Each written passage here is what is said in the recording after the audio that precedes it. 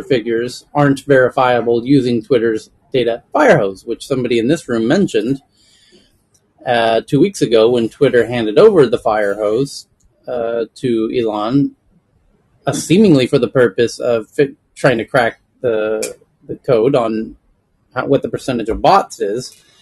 And somebody here correctly said that that's not going to help. You're not going to be able to figure out the percentage of bots by having access to the firehose. Or else Twitter would probably have figured that out by now. And Twitter seems incapable of figuring out the percentage of bots. And now it seems that the Elon side has also concluded that they're not able to determine the percentage of bots just by having access to the hose. They're going to need more than that. So now what happens next? Talks with investors have cooled in recent weeks, and Musk's camp believes it can't confirm Twitter's claims about spam accounts. So, what, there's $1 billion at stake if either party backs out. So they might have to go to a court case and have a court hear it and the whole thing. Okay. There's a couple other Twitter stories. Reuters is saying that Twitter itself says that it removes more than 1 million spam accounts each day, reiterating that such accounts are well under 5% of users, and the calculation can't be performed externally, is Twitter's statement. And then the Wall Street Journal is reporting that Twitter is laying off 30% of its talent acquisition team, that's the recruiters, affecting fewer than 100 people as it faces increasing business pressures and Musk's potential takeover. Hey, Tyler. Hey, Ken? I just want to, and I haven't seen, I think most people haven't actually seen the actual agreement, but based on press reports and maybe some people who have seen the actual agreement, the $1 billion might just be the tip of the iceberg, because I think the $1 billion is a breakup fee. For example, if the debt financing fell apart, the deal wasn't consummated. I think beyond that, if he has the debt financing and he simply gets cold feet, I think they could sue him for breach of contract, and that would be a much larger amount of money from things I've read. So it could be well north of $1 billion, the possible, exposure. And I'll just leave it there. Okay. Anybody else on this Twitter Musk gate? Do we think that he still wants it? I believe torn. I believe so, but I think it's honestly a price issue more than a bot issue. I agree. Because the whole market is down. Had Musk not made that offer, Twitter's stock price probably would have dropped half from when he made the offer. Looking at all of the other comparable companies and how their valuations dropped significantly. The only reason why I'm saying it is because everybody's at risk at one time or another of getting swept up in the moment, and he's a hype king more than anyone. So I'm just wondering if it was just one of those things where, in hindsight now, after all the sort of massive energy behind it and the Twitter movement behind it and his army behind him on it, and now it's dragged out in the cold light of day, is it still something he wants to do, I wonder? Or is there doubt then seeping in? Is there a way out that he'd like to find? I don't know. This is a good lesson against arbitrage, which is when you see a bid for a company and you want to get in and take advantage of the delta between the current trading price and the asking price that he's offering. A lot of people jumped in on that day. The stock almost went to $40, and now they're sitting on stock that's way underwater. Okay, so the next topic is a former manager at Celsius is suing for fraud, saying that the crypto lender Celsius ran a Ponzi scheme by using customer deposits to rig the price of its own crypto token. A former investment manager at Celsius Network sued the crypto lender, saying it used customer deposits to rig the price. Well, that doesn't help. Uh, as that snowball continues to roll, the next is that Microsoft rolls back a decision to block VBA macro scripts by default in Excel, PowerPoint, Access, Word, and their other Office apps based on customer feedback. I'm probably one of the nerdiest people on stage, and I almost fell asleep at that title, Tyler. Jesus Yeah, Christ. yeah. So the next is from Bloomberg. The Bitcoin blockchain activity has dropped 13% from November through July. Balances at exchanges are down 20% from the January 20 peak. Okay. Next is the U.S. Treasury Department publishes a framework for international crypto regulation, the first publication to result from Biden's executive order on digital assets.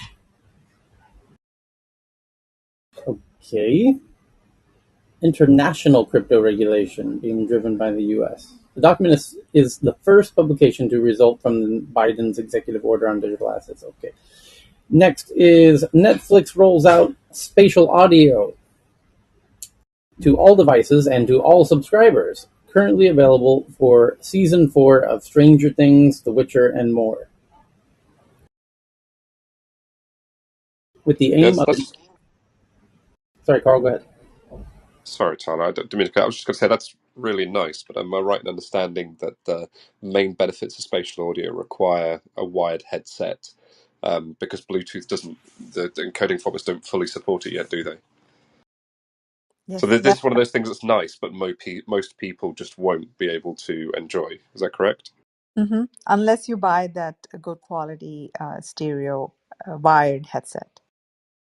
It's also fair to say that the spatial audio formats, the very best of them, so for example, spatial audio on Apple's AirPods Pro themselves is still absolute rubbish compared to actually having speakers around you, even if the speakers are cheap and small, as long as your front speakers and your subwoofer are half decent.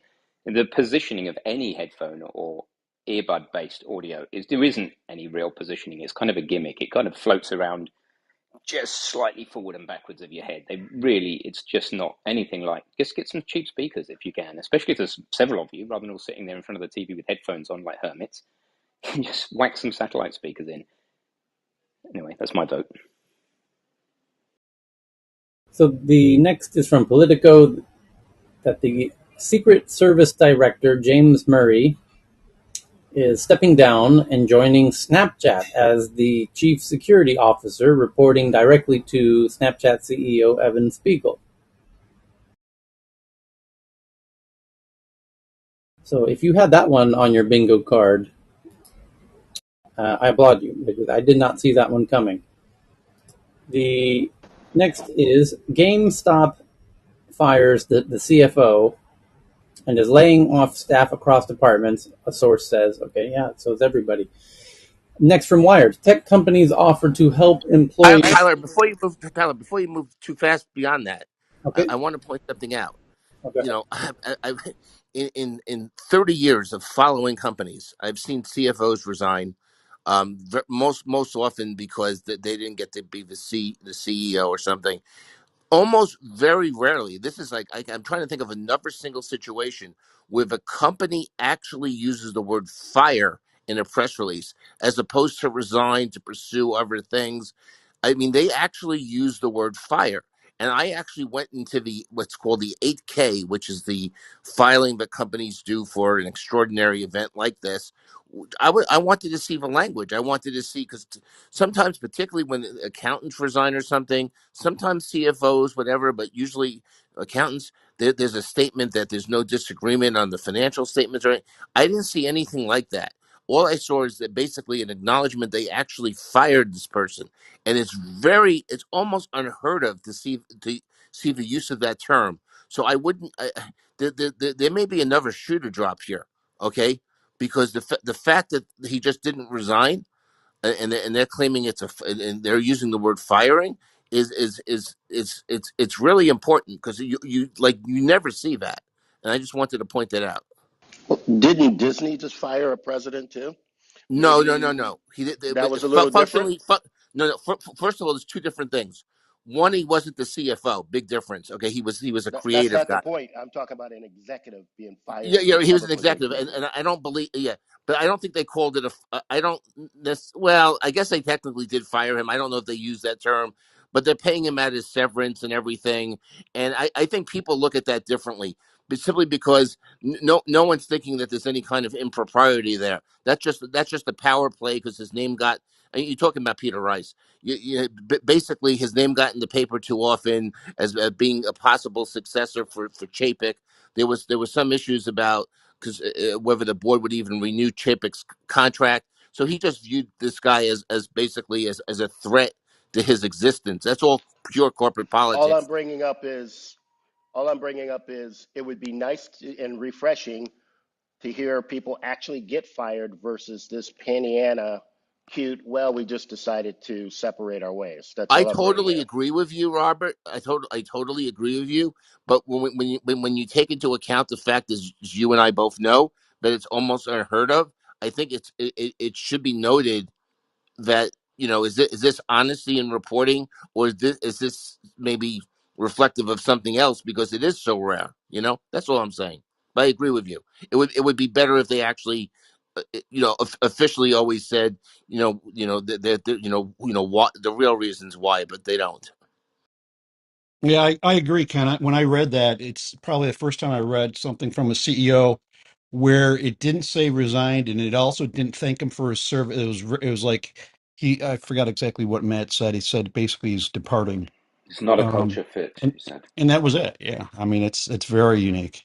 So I think financially there might be something to drop after in the next little bit afterwards, and they come out with this Well, some. also a number of these companies are starting to move on toxic people. Even the military has been doing that, especially the Navy, moving. And I'm not talking about sexual harassment or anything like that. But some companies and organizations are starting to put their foot down on what they call toxic leadership. So you never know. Yeah, but Ken, when you in have the filing, sorry, Ken, in the filing, how much money have GameStop got on the balance sheet? Who are we talking about? GameStop. GameStop, the I don't. CFO. I haven't looked at their balance sheet recently, so I don't know. I think that would be an interesting thing to observe, because obviously when they went through the meme boom, they had a lot of they did a fundraising, right, and they had a lot of cash, but they don't have much of a business, and so when they complain that he's not the right culture fit, the question is, what are you going to do with that money? If there's that, it could be just as simple as that, because they said he's not a good fit and that he's sort of hands off, and so a hands-on approach, if they had money, would be much more active than, and that would explain it potentially. Well, it could just be just a different view in strategic, direction, in terms of where they want the company to go. Because I mean, it may not be like, the money itself is They're quite. in turnaround. They're in Yeah, turnaround. yeah. It's a turnaround. So a turnaround will be aggressive. So having a passive CFO is not particularly good. Would It just depends if they got cash or not. But having a passive CEO, you wouldn't discharge him that way. You would just thank him, right? This guy wasn't a good fit. They really are kind of, setting him up here. So it'll be interesting. Depends how much of an arsehole the GameStop team are, because they were part and parcel of that whole meme stock debacle. True. All right, ready to move on. Next up is I know I missed when you said about Celsius, but I wanted to make the point that that was a particularly interesting OXB2 or whatever his name was. I tweeted that to you, his lawsuit, but I definitely think that there's something going to be very interesting there. okay. So the next one is from Wired, that tech companies offer to help employees sidestep abortion bans does not cover gig workers. It's just for employees, obviously. Or it doesn't cover gig workers, temporary workers, or subcontractors, deepening the workplace divide.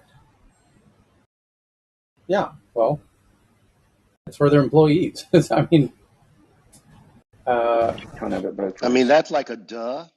yeah, yeah. Same with the healthcare, most likely. They're not covering people that don't work for them either. Or their customers.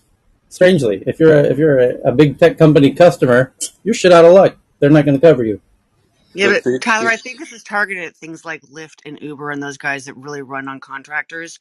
And I think there's a couple of Congress people who asked them to cover their contractors, which I would call bullshit on and say, you know what, why don't you guys provide a better health system in the U.S.? I mean, instead of trying to put it on the company, but you can go in a lot of and directions with and that. and you can't have it both ways because a lot of the gig workers have been complaining that they didn't want to be because it caused all sorts of taxation issues, and so you can't have it both ways. I mean, it's really just another political fight between those who believe that those workers should be employees, and those that believe that they should be gig workers and contractors. It's Here, just listen, politics. listen to the wording of the tweet here.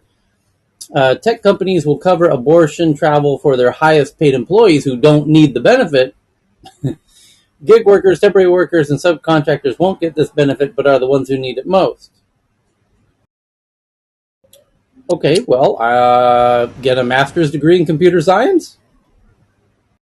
Uh, Yeah, You know what? I always struggle with these class conscious articles that just don't make any sense. They're not employees, and it's just dividing class type of stuff again. it, I agree. I have a problem also with these types, and I've started noticing a lot of these articles written either by publication or who's writing them. I try to sort of keep an arm's length from them, wondering if they're sort of biased in an effort to either discredit or influence in some way.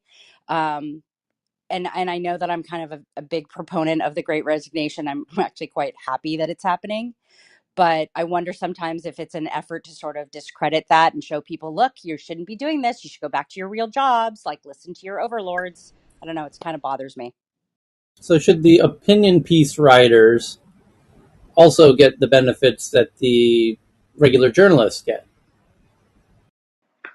I think that there's in the back channel there's a misunderstanding of what you said, and I think that you were just joking. So I don't think you're suggesting that everyone can get a computer science degree. I think you're just making the point There's a lot of that stupid people who in the world, and some of them listen to our program. So no, I'm just saying that it is clearly a question of how far does an employer owe a duty of care to those who are not actually full-time employees. And I think it is a worthwhile question to ask in a world where we're going to do more and more gig work, where the limit and what the setup should be. And I think as Jennifer made the point, this is why you need the government and you need the society to provide healthcare to its citizenry. You know what's fascinating is every time I hear Congress wants to step in on this, I mean, they only recently passed their own living salary type of thing for staff in DC, and that's barely living. So, you would hope that they would practice what they preach long before they legislate. I have a question. I'm thinking about the gig workers or those whom, just can't afford it and are not getting this service from their organization. How I'm confused because healthcare is typically local. You can't go from California to Massachusetts and use that insurance if it's not local to you. There's very few organizations that have healthcare coverage, insurance coverage that will cover you all over the nation. So even if you gave them the support of going to another state, how are they supposed to fund these abortions if they can't even afford to get there? That's the first question I have. And secondly, why are we looking to organizations to fix this issue rather than taking this fight to the government? That's a good point. Yeah, Sharon, on both. I was listening to some news story yesterday on this, on how HR, when these companies say they're going to fund this, how that would happen both with the insurance and with the having to disclose anything to your company about your situation. And they are saying that somehow the insurance would fund it out of state, and that it would just simply be up to the insurer to decide or to record and handle that versus, and don't ask me the details on this, versus the company knowing why you're traveling. Although I think it's going to be a hard one to say, oh no, I'm Yeah, traveling for a broken arm. And that also they're trying to argue that it's, I guess it's the travel medical economy or whatever. They're like, you can get better dental work in Costa Rica. I don't know, but they're saying, so it's starting to fall under that. Is something they're talking about. I don't know that that's valid, but to your points. yeah, I don't think insurance companies will be able to cover it despite an organization wanting it because it is considered illegal. I don't see where there's a loophole for insurance companies to cover that, which means it would be an out of pocket cost. And that tells me that it's people who are typically in financial constraints that will suffer the most from this outcome. Okay, moving on. Um, The Verge. Web3 projects lost $2 billion dollars or more to hacks and exploits in the first half of 2022, more than all of 2021 combined. 308 million was lost across 27 flash loan attacks in Q2 2022. Still a lot of hacking going on. Look, this is exactly the problem with layer two smart contracts and the problem with what is known as the EVM, or the Ethereum virtual machine.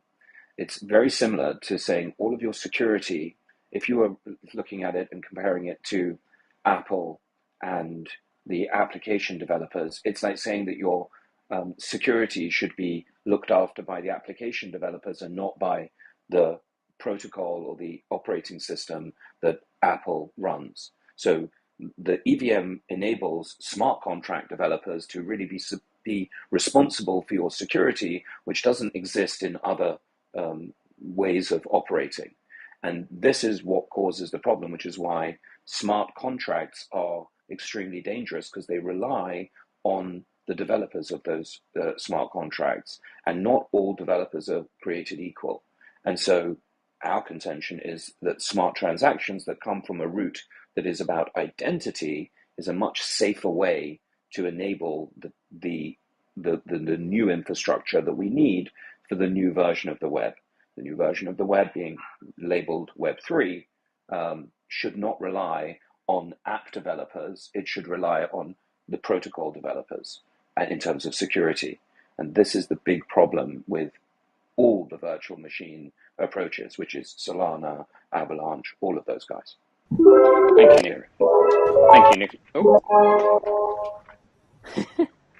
Did Nicola just level up? I Yeah, did. I think he won. I did The game. officially. so I think he just evolved into his final form. Wow. Next level. That was too funny. So that is the fundamental flaw, Nicholas, I've been talking about. Trying getting the security at the wrong layer would be like trying to make, as you say, your iOS app secure when your iOS itself isn't. We've talked about this before, that if the operating system isn't secure, then any application running on the top is at the mercy of any problems in the operating system. It's just formally how it works. You know, That's exactly right. everything an app does kind of hopes that the operating system will obey its orders. Literally, Clubhouse, when it says to iOS, write the word Tyler under Tyler's photo, it hopes, the app can only hope that Tyler comes out on the screen. It has no way of checking. It could say, well, I won't come up with something rude, but it could say something else under Tyler. But it doesn't. It says Tyler, but iOS could get in the way. And it's that fundamental. It's impossible for an app to be sure that the operating system is doing its bidding properly. And the same thing abstracts to all of these virtual machine Web3 technologies, and to some extent all the currencies that run on blockchains that are not suitable for the job. That's that that's that is exactly correct, and that is the reason why, if we were to have the fundamental breakthrough of why I always drone on about identity, When you bring identity down to the protocol level, and everything can be referred to by name and namespace and content maps and data exchange formats, you effectively are resolving all of the smart contract problems, and you create smart transactions rather than smart contracts. And you have root cryptography that can guarantee that the right thing is happening because you're not relying on the app developer for your security. So that is exactly what we appreciated, and it's exactly the problem with all the virtual machine approaches. It's not like you to bring the conversation back to identity, Nicholas. I know, Yeah. but I didn't say meta. I didn't say meta yet to win my bingo mark. But now I get my bingo check. But now we've both had the level up sound. We'll have to have a level up dinner afterwards or something. Okay, Ooh. next up Cool is sound. that SpaceX debuts Starlink Maritime, a yacht-focused satellite internet service with speeds up to 350 megabits per second for $5,000 per month and a $10,000 per month one-time hardware fee. You know something nobody tells you is the worst case. It's always up to. I remember trying to buy a hard drive for video editing many years ago when the drives could only just do it, and I just wanted to know what's the slowest this drive would go. Nobody would tell me. Same with Starlink. I've got a friend who's got Starlink. It's brilliant. It does go up to 300 odd meg, but it also goes down to 10 and down to 0 at times. I wish sometimes that people would get into the habit of quoting at worst. SLS has Don't got move to SLA type stuff. America. All I would say to you then is don't move ever to America, because you only ever get sold the shiny solution. Well, Well, I've I think already that's about actively any not moved to connection, America right? once. I think that's about any connection. So you don't know what the lowest it could go. The lowest it could go is you're disconnected. Well, Yeah, you say that in zero. the UK, actually, it's handled differently. You have to give a minimum connection. So you have a guaranteed lower end and then an optimal top end for connection speeds for British broadband. So, Well, I find it hard to believe that there's any way to even control that. Well, there are some caveats. It's about how much percentage of the time it's above yeah, that, exactly. and yada. But it is still nice to be considered. I had a Virgin Media broadband connection once that was advertised as 200 meg. It actually went at 220 in the day, and it actually went at 1.5 in the evening when everybody else was using it. Don't get on a coax loop with everybody else. That's the moral of that. I have a And that, question. that's the reason it's Technology. relevant to me. Yep. Yeah, Sorry. Technology-wise, right? How is it different from the implementation for Starlink, uh, over the ocean, over the sea, or in the mountains? Why do they want to charge 10,000 per, I mean 5,000 per month with 10,000 implementation fee? I mean, other than the fact that people who own yacht are more affluent. I So think the you've just got it. extra hardware fees because you get two satellite dishes. They're different dishes, and you actually get two of them this time. And then the additional service fee, I'm guessing, is because you're out of the normal range of coverage, and your area of roaming is far, far greater. So obviously, if you're sailing the high seas and whatnot, then you're going to be moving from those between those Starlink cells from place to place to place to place. Mm-hmm. I don't know if they have the constellation distributed evenly. I Bear in mind, Carl, the constellation moves very rapidly. It's not as eh, if the cells are fixed. They're low Earth orbit. They're moving no, like exactly, billiards. but what I'm saying is that the pattern that they move in doesn't cover every single area perfectly. Mm-hmm. So I'm wondering if there is obviously a reduced potential capacity in these certain areas because the orbits that they're going to put them in and the orbital patterns that they're going to put them in is going to optimize the amount of time that they're over land masses where they can actually make sails. I think it's So, more about the fact that they currently rely on ground station uplinks, and that once they get the satellite to satellite laser links, which they've now started going, that then any of these any geographic considerations apart from the poles, North and South Pole will have lower coverage, will go away. That's my understanding of it. At the moment, everything's relayed through ground stations, so it's about having the ground stations and the density of those to get the service you need. But I think yeah, that's going this to go. this can't be using that, right? This can't be utilizing the ground stations. If you're in the middle of the Pacific Ocean, that's not going to No, help. It exactly. It's got must to use the laser Right. link, but then the laser exactly link has a limited amount of bandwidth it's got to share yes. amongst everything, The and there's a limited. So, yeah. the interesting thing that I found with this is I don't know if it's I don't know if it's just the media that has associated it with yachts, or if it was actually the PR team from SpaceX that's associated it with yachts. But this seems to have like a much larger scale of applications for me, like oil rigs, for instance, that kind of thing, like deep sea research, stuff like that, where you're, if you're scanning the ocean floor and that kind of thing, and you're uploading, terabytes of data at the end of every single week. You look at things like you've got the research stations and the North and South Poles, like the Ice Cube Neutrino Observatory.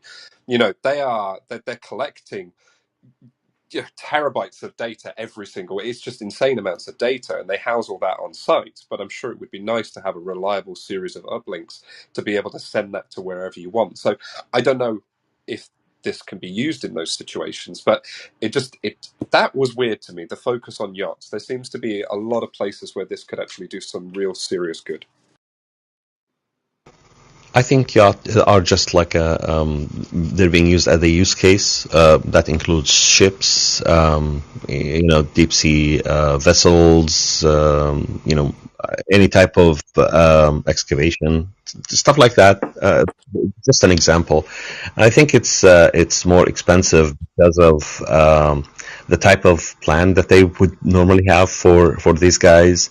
It is the kind of like the international go whatever you want kind of plan. This will not stop regular people, from buying Starlink in one place and putting it in another place, getting the cheaper version.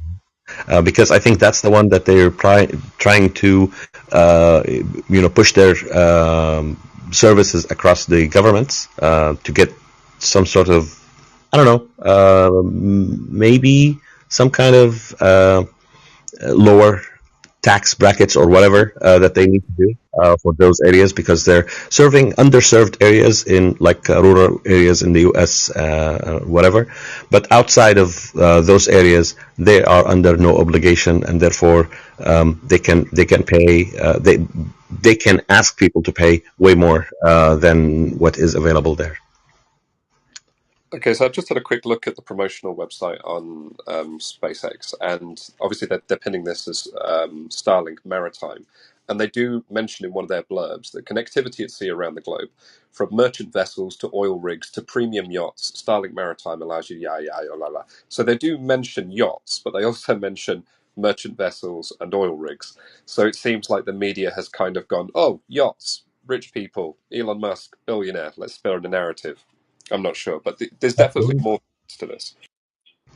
Yeah, and I think they're also doing a pilot project with Horizon Airlines, where they're also are the provider for the internet on the airplanes.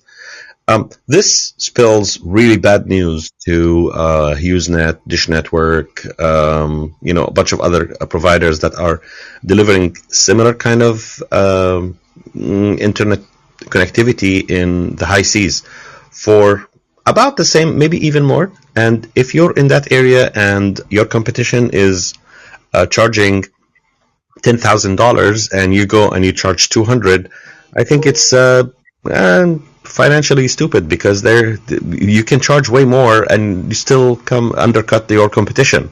So that's an opportunity that they're not going to miss. Okay. Next up, Coalition, which provides insurance against cyber threats and real-time risk assessment tools, raises $250 million at a $5 billion valuation. EU antitrust regulators are probing the video licensing policy of the AOM, whose members include Google, Amazon, Apple, and Facebook, over its AV1 video format. Anyone know the details of what that's about? Video I didn't even licensing hear that. policies. Say again? I didn't even hear that headline. What was that? The EU antitrust regulators are probing the video licensing policy of something called OAM, whose members include Google, Amazon, Apple, Facebook, and others, over its AV1 video format.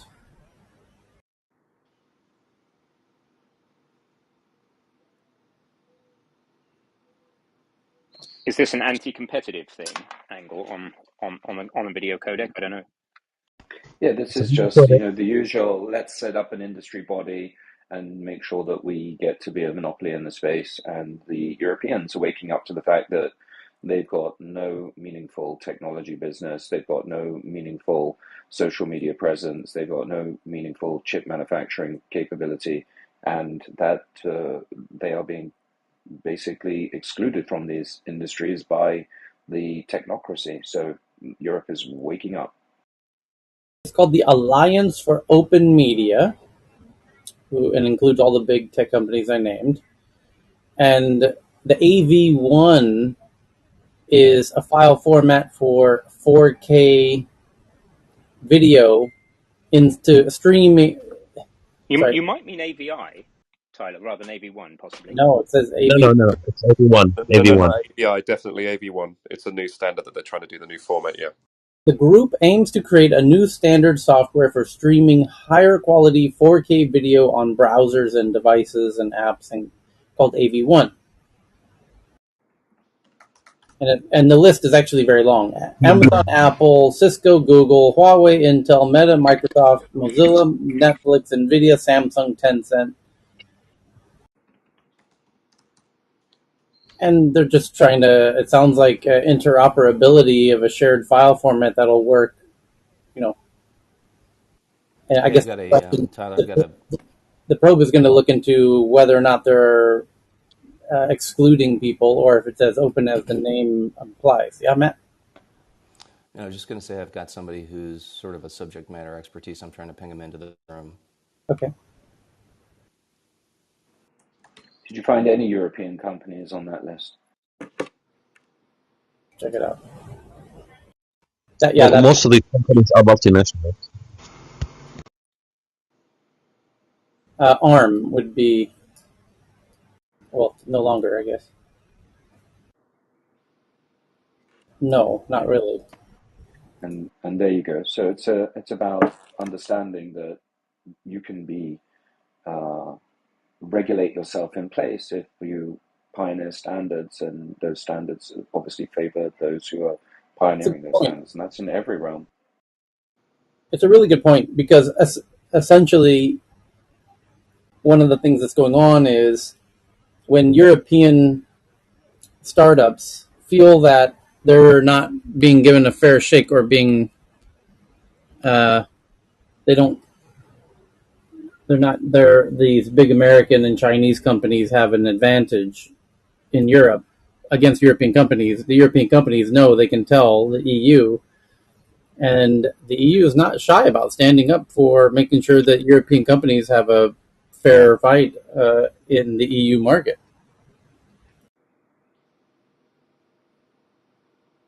It's essential that they do, because they're the only ones that stood up for, GDPR, however bad it is and imperfect. At least they stood up for privacy. You do have a lot of um, right thinking policy, if even if it's not able to be utilized in the way that they had envisaged, because basically people just sort of sign the next EULA that signs away their rights and says, "Oh, I don't mind these cookies," or whatever else it is.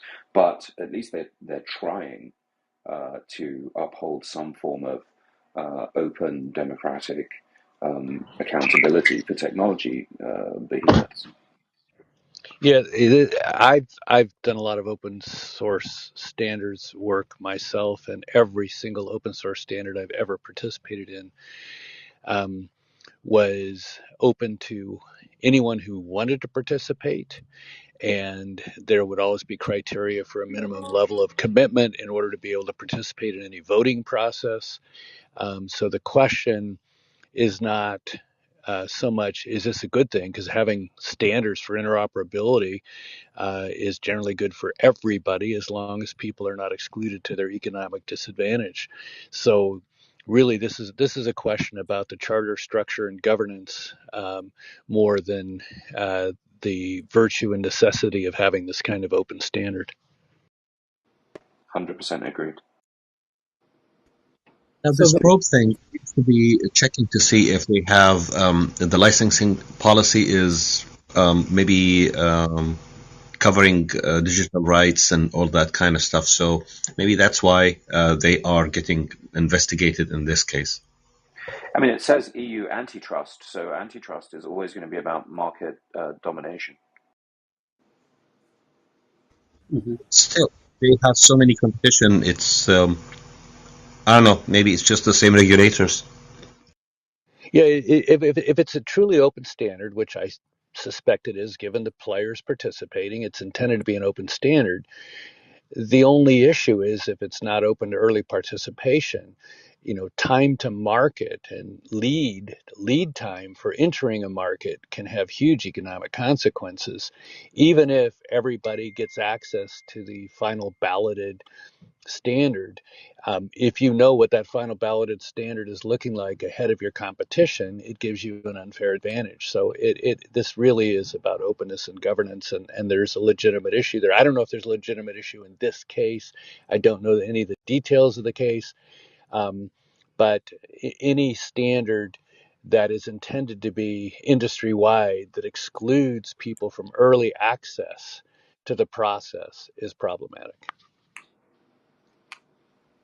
Either way, I haven't seen it a lot of places like where we're sharing videos. So MP4 and that kind of stuff is still dominant. I don't know why they've been investigated for antitrust. Okay, are we ready for the tweets? Here we go. From David Crace from Bitcoin.com. Binance CEO, that would be CZ, meets with the presidents of Senegal and the Ivory Coast and says that Africa is primed for crypto adoption. The meetings are part of his initiative, which is aimed at driving up the adoption of cryptocurrency in Africa and beyond.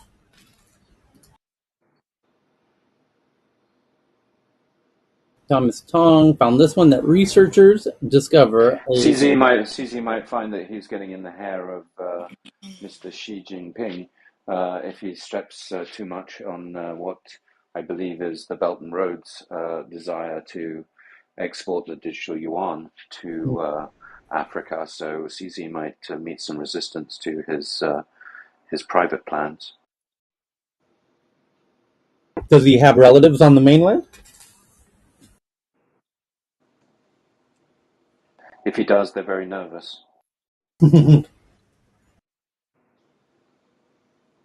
So, Thomas Tong found one, that researchers have discovered a new non-invasive way of stimulating the eye as a potential treatment of depression and dementia.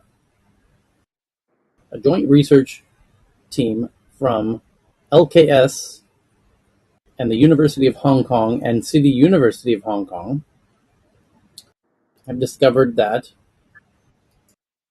stimulating the eye in some kind of non-invasive way helps with dementia and depression. Major depression is the most common and severe psychiatric disorder in the world, and about a quarter of patients do not respond adequately to treatment. And this team reported in 2015 that deep brain stimulation of the prefrontal cortex in the brains of animals could improve memory function and relieve depressive symptoms. The therapeutic effects were attributed to the growth of brain cells in the hippocampus, a region of the brain known to be involved in learning and memory function. However, this technique, also known as deep brain stimulation, is invasive and requires surgery to implant electrodes into the brain, which may cause side effects. The team in Hong Kong, they discovered that an alternative way has been looking for an alternative ways to treat neuropsychiatric diseases, and they discovered that the non-invasive stimulation of the corneal surface of the eye, which activates brain pathways, resulted in remarkable antidepressant-like effects and reduced stress hormones in an animal model for depression. Furthermore, this technique induced the expression of genes involved in the development and growth of brain cells in the hippocampus. John, take it away. It seems like Seems interesting just from the idea that epileptics can be affected by strobing lights. Then that would sort of correlate, wouldn't it? They're calling it Yeah, transcortical electric stimulation. full disclosure. I'm an advisor to a startup that does photobiostimulation, which is non-invasive light pulses. In transcutaneously into the brain, and very, very promising. So there's a number of things. The antidepressant class of drugs, um, for some people can be miraculous, but for most people has the risk of side effects, and so almost any alternative to pharmacologic therapy for depression would be welcomed by the medical community. And so photobiostimulation is one path. There are multiple other paths, and as we've discussed in this forum before, some of the psychoactive drugs that have suffered from overhype in the 60s are returning in a huge way now. And I personally know people who have had lifelong depression cured with a few treatments of ketamine. So, and I've known these people, since they were in their teens, um, and so there are many promising pathways. I would not recommend anybody have a surgical procedure to implant an electrode in their brain to treat depression when these other modalities Wow, you're talking. are really starting to be more and more promising. And I agree with the photo stimulation as a pathway to not only have a stimulation of your limbic system, your memory center, developing the gray matter in your brain is a very good way to combat these psycho, cognitive impairments. But the problem is people, with their busy lives are avoiding something which is naturally present for them, which is getting up early in the morning, watching the sunrise. That gradient light on the different colors of light, which are associated with every sunrise, and our bodies are deeply connected to that kind of stimulation and respond positively. People of long life term depressive symptoms and others psychosomatic or other kind of illnesses are benefited so much positively just by watching the sunlight in the morning, because those kind of differentiation of light and gradual increase with the sunlight watching is associated with this natural stimulation in your eyes and your brain. So that's a natural way to do it as well. 100% agree. And our entire genome and circadian rhythm is based upon hundreds of thousands of years of genetic evolution in humans around the rising and setting of the sun. And seasonal affective disorder, which is much more common in higher latitudes in the northern and southern pole areas, is a very common disorder in those who are susceptible.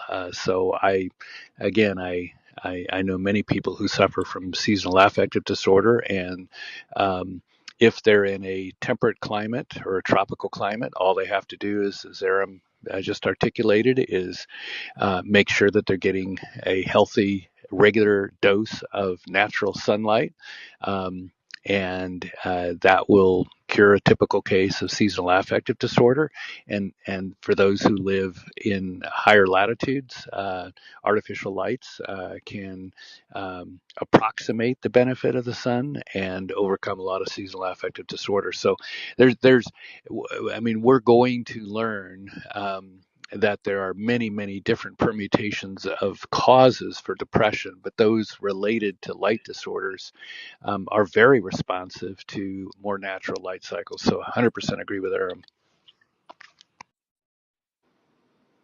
So as a well, not unexpected actually, as an expected consequence of doing a 3-day power off drill recently, as part of our becoming self-sovereign in energy, water, food, and other factors, in the evenings there's nothing to do. So the sun goes down, got no power, so there's no light, so it gets dark, and we're all bored, and we went to bed at like 3 hours earlier than normal. Now, that wasn't unexpected because I read the wonderful book that you recommended, John, Sachin Panda's The Circadian Code. But had I not read that, it would have been kind of mysterious how knackered we got, how early, and how much early we went to bed. So, and also now the kids every morning they get up and they say, even though my son's only 8, he's like, I need to get out and reset my circadian clock, and he goes straight out in the garden and get some sunlight. So, thank you for that gift, John. Yeah, and the other benefit, I used to have so much insomnia. I struggled for years trying to sleep on time, and I hardly sleep more than 4 hours. I guess I screwed up my sleeping pattern during maybe my college years. But anyway, I was experimenting and listening to this, neuropsychology and different things. And one of the things I benefit from that type of stuff, if when you wake up in the morning, and especially the first 90 minutes of waking up before you even had coffee or other things, go out and get like sunlight through my eyes for at least 10 minutes to my maximum, maybe even 30 minutes. It kind of resets our circadian rhythm, and believe it or not, that's what fixed up my sleeping pattern. Then I get sleepy and tired around 10 p.m. So I ended up getting more than 5, 6 hours and sleeping 8 hours even sometimes. So that there is this podcast I listened to a neuroscientist that I learned from. So getting that sunlight, you have to do it. That's the bad part, is you have to do it every single day. Missing one day, it's okay for me, but if I miss like 3 4 days, then my sleeping pattern gets messed up again. But that is the benefit I got out of getting sunlight through our eyes. And I also learned that apparently our eyes is part of our brain that just is just a little bit outside of our skull. So that's how when we get the sunlight through our eyes, it kind of resets the way our brain function, and our sleeping pattern gets fixed up. So yeah, Yeah, that and, a and Mess. lot of benefit. I was de- just going to add that I had the exact same experience as you were describing, Mesret. I had exactly this, and especially after COVID, I've never had a problem sleeping. And I started doing exactly this on recommendation from one of the fantastic people at the post-COVID clinic here in Sweden. And it just changed in within a week, that no problem sleeping at night, just getting up and going outside immediately. And as you say, uh, it's just because I said, can you sit by window? No, your body needs to be outside, and you don't even need to move. You can just curl up on the balcony. And then just wanted to add to that I asked, of course, being so far up north, that what do we do with all our cloudy, wintry days and when it's dark? And they said, well, of course, it's a bit difficult when it's dark, but just wanted to add that a super cloudy day outside is still something like 10,000 lux instead of 30,000 lux when it's sunlight, but 10,000 versus an office. Or if you put on super bright lights indoors, it would, you guys are probably better at this, and girls, but 500 maybe. So I just can just second that, along with all the usual eating, regular Absolutely. exercise, blah, blah. yeah, and Absolutely. I think depression. that's just a heads up anyway. And I have absolutely no relation to this person, but Dr. Andrew Huberman, he is a neuroscientist and neurologist, I think from Stanford University. He does a podcast, amazing podcast for like is sleeping, depression, in focus, and nutrition, you name it. But for me, I ended up, landing on his podcast because I was researching how to fix my sleeping. So yeah, amazing, amazing guy. I would recommend Messi, for anyone having those. you said a podcast earlier, and I was going to jump in and say and suggest, are you talking about Huberman Labs? I'd absolutely echo everything Messi's just said. He goes deep on sleep and the autonomic nervous system, the circadian rhythm, and the benefits of exercise and stretching and etc. and all of that. And he interviews sports therapists and talks about light therapy and everything like that. I've put a link through on my Twitter, but if you just go online and just research Huberman Lab, and you can listen to his podcasts on Spotify and Apple Podcasts and YouTube and everything. It's Uh, very, very, very, very worthwhile listening to. It's can you some DM of me his the link? episodes are I will life pin it changing. on top. Yeah, I'll send it through to you. It's some of Thank his you. podcasts that can genuinely be life changing to you. Absolutely. I think I shared it on our back channel, and I think Dr. Francine was saying that she couldn't believe how how Perfect. great that guy was. He is just an amazing one. And just one quick thing to add into what Sarah said is he also mentioned that for people who have been asking him, is Scandinavia dark for many months? And like Sarah said that the neurons, I don't know the number, photons or something like that that you get from the sun, even in a foggy day, like she mentioned, is much 1,000% better than trying to get a light within the house. So yeah, Absolutely, Jamsi. because our photons in the retina are sensitive to the UV rays, and being outside, even if it's cloudy and you cannot see the sunlight, the light is absent, but the rays are still there, and our bodies are completely sensitive to that kind of exposure into, outside weather, ambient, atmosphere. And if you really want to optimize your energy levels in the morning, along with resetting your circadian rhythm, combine it with deep breathing exercises, and then over time, the potentials of your body's energy production and how you feel throughout the day will greatly change. These lifestyle choices that we make like every single day, either we are setting our body's path towards disease creation or maintenance of health and a reduction of disease over time. So these lifestyle choices are absolutely important. Setting up your circadian rhythm, just like Messi mentioned, waking up early in the morning, going outside, exposing yourself to sunlight. It doesn't matter if the sun is not there, even in the dark, cloudy day. You will get exposure to 10 to 20,000 lux, and the UV rays will set up your brain, your circadian rhythm. Combined with the inhalation, the burst of oxygen provides that ATP, like the higher level of ATP, which is the energy currency in your body. So with that, you get the you know extreme, like waking up kind of signal to your brain, and that sets up your entire day.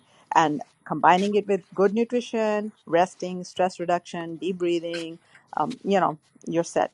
All these diseases, especially the metabolic and psychological connection, are preventable just based on natural lifestyle choices. And I just like to add two quick things. So, 100% agree with everything Aram delivers on this topic. In addition to feeling better, being healthier, having less depression, there is circumstantial evidence that's pretty compelling, but but but it's a difficult thing to prove. But the disruption to your melatonin, which is very light sensitive, produced by the pineal gland in the brain, the disruption of melatonin circadian rhythms has been circumstantially associated in a big way with not keeping regular sleep wake cycles. And there's a whole long line of circumstantial evidence supporting that I won't go into detail on, but it is you know, millions of years of evolution of the brain and health. What our genome has encoded and enshrined as the right way for human physiology to operate and coordinate and cycle through the day, is we abandon those natural cycles at the peril of our health. And the second point I want to make is, if you look at the millions of people who have died globally from COVID, the vast majority of deaths are associated with people who have disorders of lifestyle where they're not maintaining regular circadian rhythms of sleep wake cycles, where they're not exercising, where they're not um, uh, uh, exercising appropriately, socializing in healthy ways. And so COVID has actually pruned the world population. That's a Darwinian term. It's pruned the world population of those who have not followed those healthy lifestyle recommendations that Aram regularly reminds us of. And uh, early in the COVID pandemic, uh, many of you on this room will recall that the the thing that I recommended as being the best thing you can do to prevent getting infected and having a severe adverse consequence from COVID was to adopt healthy lifestyle choices, because the prevalence of lifestyle disorders among those who have died is just stunning, and so this is not conjecture. It's a manifestation of how abandoning our genetic heritage of healthy eating, sleeping, exercise, and socializing is associated with significant peril to our health. I just wanted to chime in that the reason that we experience that that the dramatic impact of the lack of light in the winter, it's related to genes that we inherited from Neanderthals. In fact, if you have purely African blood, if you have no trace of intermixing with white-skinned individuals in your past, then you will not have any Neanderthal blood in you. And there are three ways in which the genes that we inherited from Neanderthals affect us still, even though there's such a small percent, like around 3% or 4% in the average person. And one is related to skin and eye colors, and the second one is related to things having to do with so our hair and eye colors, also our skin. So the layers of the dermis are farther away from each other. They're less dense, so there's sort of so that it keeps you warmer. Actually, there's some insulation in there, and it's because they were there. They were in Europe 200,000 to 300,000 years before humans actually ventured into Europe. So they had all these adaptations to northern climates before we did.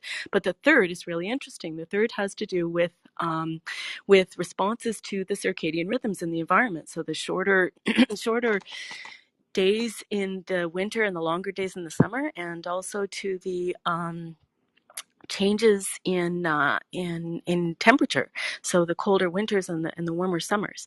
And so it turns out that a big reason of why we actually get these depression is because we're manipulating our environment. So our physiology is gearing us up for these changes that we've come to expect over hundreds of thousands of years in the length of the day and in the temperature over the course of a year. And if you're just keeping your temperature a constant 72 degrees throughout the year, and if you're just keeping your day length the same length by using artificial lighting, then you're actually messing with your system. And people who have purely African heritage are less immune to the impact of messing with our day length and temperature on our predisposal to depression. And so it's a really interesting relationship there that I thought I would just bring in. Just I wanted to add remember reading. to. Oh, I sorry. was Was just just going to going to. say. Yeah. Go ahead. Go ahead. Oh, I was just going to say the idea about changing the temperature goes along very well with saving energy. It's one of the reasons I justify to myself not using the air conditioning and rarely using the heating.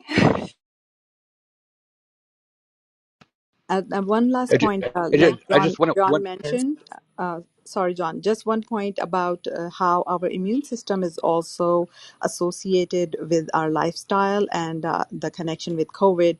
The patient with obesity, a patient with chronic inflammation had higher level of IL-8 and IL-10. That resulted in the immune cascade that was responsible for blood clotting and death based on the studies done in the ICUs in the patient. Even younger generation, younger patients with higher level of IL-8 IL-10 had grave consequences, and that was also associated with the lifestyle choices, food choices, and sleep wake cycle. Sorry, John. No. Thanks. I'm happy to be interrupted by you any day. Not interrupted, but to yield the floor to you. But what I wanted to add is that while what was said earlier about Neanderthal genes is 100% true, we also should recognize that those that same genetic heritage persists in primates, mammals, and essentially all species on the planet. That whose evolution has evolved around circadian rhythms set by the rise and fall of the sun. So, what's going to be really, really fascinating is when we do ultimately discover life on other exoplanets that have different cycles of light and sleep and wake cycles, how their genetics, through whatever biology is associated with that, are different than ours to reflect their adaptation to their physical environment. Because this is not just a human phenomenon. You can demonstrate these same features in any species that's been studied to any extent. Their circadian rhythm is not a human phenomenon. But it's not By the it's not way, standard across the board. I mean, I remember reading an article a few years back on specific genetic mutation where, for lack of a better term, for night owls, right, where they're actually their genes have been modified, and it's thought that these were the genes of the people who stayed up at night to watch the tribes, and that this mutated gene has passed down why some people only need 4 hours of sleep at night and can fully function, or why some people sleep much later at night and wind up sleeping in the morning, because of that genetic mutation. I could go back and find the specific article. Yeah, and I have a question for you, because I've uh, been waiting and I haven't searched recently for someone to discover how during the life cycle these things change. Because it's commonly asserted that teenagers tend to stay up later and sleep in, and that our whole school system is based on adult circadian rhythms, and it would be much healthier for teenagers to start school later in the day, because of those changes in patterns. So I suspect that there is something genetically that affects teens. So that they have a shift in their sleep-wake cycles, and you could theorize that that may relate to the fact that in pre-civilization times that reproduction was dependent upon privacy, and when there were no cities, that privacy was essentially what happens at night. And so I suspect that we will someday understand the genetics of that and how the epigenetics of the environment influence that. So it's not just some people in the ecosystem are night owls, but during certain stages of life, more people are night owls than others. That's so I super wonder. interesting. Oh, sorry, Messi. I was just going No, to please go ahead, Sarah. just very quickly, if anyone else saw there's a super good documentary on BBC. I'll dig it out for a bit later. That was showing exactly pertaining to what you are talking about. That experiment with. A very serious long-term one with schools in the UK, where they did exactly this, that the students could choose to start at 1 p.m. instead. And I think it was over 30% higher passing grades, high grades, and exams, everything, performance in general is what I'm trying to say, just from that. It was a very long-term study. I think it's still ongoing. I think Oh, that's that's super awesome! interesting. Yeah, if you could find it and post Yeah, that, that'd be I'll awesome. do that. I'll do that. There's a lot of epigenetic. I mean, you were mentioning to this, John. There's a lot of epigenetic and environmental pressures to that rotates that whole age group around as well.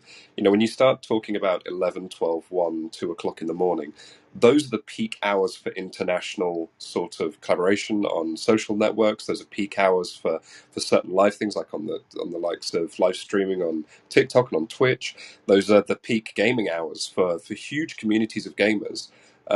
That's the time when it happens um, for them. So But it's and I'm if sorry, I you don't mean to interrupt you, but isn't it 11, 12, 1 o'clock in the morning at some point anywhere in the world? So yeah, are of we course. saying that it Yes. peaks, so it peaks only during those hours in that part of the world or It around just, the world? no, no. What I'm saying is Follow it just seems to have rotated around that the society. That's the time when that seems to happen. That seems to that is has just become the period of when those activities take place. You mean So it's regardless? it's a social tide. It's a social tide that Exactly. follows the sun. Yeah, it follows the sun like tides do. Tides follow the moon more than the sun. But um, yeah, if you think about it, that it makes sense, and I suspect the literature is suggesting that whenever it's 1 a.m. in your zone, you're much more active in collaborative activities and gaming and so forth. By the way, Messi, I interrupted you. What were you chiming in with? Yeah, I was just gonna say also that I think the human development, the brain functions also changes as we age, right? The elasticity and other things as we all are young is much better. I think I heard what in our 20s is the greatest, and then of course we can always have the elasticity and the brain functions keep on going, but then in a much less way. This is just to say that for me, when I was in college, I was surviving with 4 hours, and I think that's what messed up my entire system for years because I was fine. I was night owl person. I stay up. I was much more efficient studying overnight and things, and even wake up at before 9 or 8, even though I sleep like 2 3 in the morning and stuff like that. I did that for years, but then once I become over 30, it was becoming difficult, and I was having less focus and things. So sleep became a big issue. I was even on sleeping pills to trying to force to sleep because that 4 hours just became completely crazy, and that all of a sudden I couldn't even sleep. So there were days that I just go without sleeping because I think I did that for years, thinking that I'm a night owl person. So I think we need to be careful, like John said, that the research is not there yet. Now I'm doing that, sunlight through my eyes every single morning. I'm able to sleep 7 hours. Some of So us I become. think. Mhm. Sorry, this is Robert. Some of us become night owls out of because it's just required. I grew up in a household full of brothers and sisters, and the only time I could study is once they went to sleep because I couldn't handle the noise. When I was in the college, I was in a frat house. When are you going to study in a frat house? Whenever after everybody passes out. So I mean, I became the person who studied after midnight to 4 a.m. So I think sometimes we just adapt to our situation too. Like sometimes you have to do it work related assignments, like when I was doing my night shifts, you have to stay up all night, but that does not break away from the hormonal cycle. Every time I'm missing my night sleep in the morning, cortisol level rises in response to this highly stressful situation because the brain and the body were not allowed to do the rest and do the neuroplasticity signaling, whatever cleaning the glymphatic system in the brain was not functioning at all at night. So that lack of sleep over time and that exposure to higher level of cortisol affect your insulin level, and that's how diabetes is, very prevalent in people with higher stress and these kind of aberrant sleep wake cycles, along with the food situation. Because what happens when your cortisol is high, your insulin is high, you are feeling more hungry, you're Yep. craving carbs, and then you're developing not only diabetes but heart disease as well, because that is related to stress hormones too. And in younger individuals, their hormones, because of their rapid exponential growth in their brain cells and their body, and the turnover of their cellular, structure over time, the bones are growing, the cells are growing over time, they need that kind of sleep on longer level, longer duration of sleep, so their bodies can rest and use all the energy for that growth. But as we grow older, the cortisol and the insulin takes over, and the body stops growing, but then we have to adapt to our changing hormonal cycles as well. Yeah, I've also noticed that lack of sleep can cause great somatic symptoms in the body. It's dangerous. I remember my father saying things like, my heart rate is always high, and I'd say, likely because you need to sleep. Your body is stressed. So yeah, definitely center. I love everything you said, Aram. Exactly right. That heart rate thing is fascinating, by the way. I stayed up, I can't remember, I think it was about 4 days straight, just for fun when my son was born and he was in ICU. I thought, let's push it. I'm fit and healthy. Let's see how long I can stay up. And it seemed all right, apart from I felt a bit weird and I didn't drive, obviously. And then on about the fourth day, I was sitting down in the chair. And my Apple Watch said your pulse is a bit high. I had 130 resting pulse rate, just sitting there, doing nothing. I thought, right, now's the time to go to sleep. And the doctors on hand agreed. By the way, our sustainability room today is about medical self-sustainability. So this is about how to look after yourself, even if there wasn't a medical system available as best you can. So this will be a great topic. I'll add it to the list. It starts in half an hour, just as a random plug. Okay, so let's run through. I've got about 20 tweets picked out from folks who have kindly shared a bunch. So we'll blast through these. Robert found one that Homeland Security workers have been indicted in alleged scheme to silence China critics. The case involves a multifaceted campaign to silence, harass, discredit, and spy on U.S. residents. What is going on? A weird one because it's almost like I mean, they had private eyes, they had law enforcement people. You never know. You got to be very careful what you opt to do on contract. You could be pulled into some unusual stuff. The three defendants, Frank Liu, Keong Sun, planted surveillance equipment in the workplace and car of a Chinese artist living in Los Angeles with plans to spy from China on a Chinese artist living in Los Angeles. And he's a I'm not sure, Tyler, why we should be surprised, because that pales in comparison to the active surveillance that happens within the borders of China. Miller. Hang on here. Hold on. So, a New York grand jury on Wednesday, 2 days ago, indicted 5 people, including two current and former Department of Homeland Security officials, for their involvement in a transnational scheme to suppress critics of the Chinese government. Again, our Homeland Security officials doing this. Right. Internal. This is Well, great. they could be They're Chinese. double agents. Yeah, Yeah, for sure. they could be compromised, or they could be just Chinese spies that got hired by Department of Homeland Security. What Right, but drives me Tyler, that crazy about concerns me. I'm sorry, that concerns me because we all, at least I think majority of us understand maybe a little bit about the process of recruitment for government work. It's quite intensive. They take roughly about 3 months with background checks, fingerprints, and yet they still miss this. This is incredibly concerning. It says what I wish they really wrote in the article, because they always say former Homeland.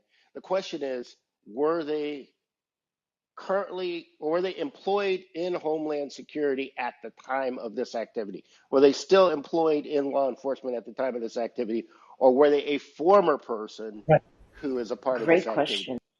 They also don't talk, or I mean, I haven't read through the article, but do they say what positions they actually held in Homeland Security? Because there are a number of positions. It's, you know, just because you work for Homeland Security doesn't mean that you actually work on these particular things or have access to it. You could be in, you know, the area where they're hiring, the area where they're doing rentals. You know, like I've worked with Homeland Security before. They were a tenant in my building, and it was not every one of those employees actually worked doing security issues. Oh, It these says guys did. These That guys is weren't just these guys weren't just paper pushers. Yeah, So I was not going them. to say that is overall true, but if they had access enough to link to the particular targets for China, then that would surmise, I would surmise that they had leadership position or very close to. the campaign was aided by, meaning the espionage or whatever you want to call it, was aided by current federal law enforcement officer and private investigator who provided confidential information about these U.S. residents from a restricted law enforcement database, and when confronted about their improper conduct, lied and destroyed the evidence. Wait a minute. You know what I'm thinking about? It couldn't have been just them. They had to have had help. I was just thinking about how we use PIV cards for data and information within government. You'd have to reach out to an ad pack. It's easy to make friends with them, absolutely, but you'd have to reach out to an ad pack for backdoor entry into that data. So there's got to be more inside of Homeland Security aiding them. Well, there's also another thing. I think we talked about this last year, where there was a case where someone in law enforcement was sued for going on to a system to look into someone that had nothing to do with the case.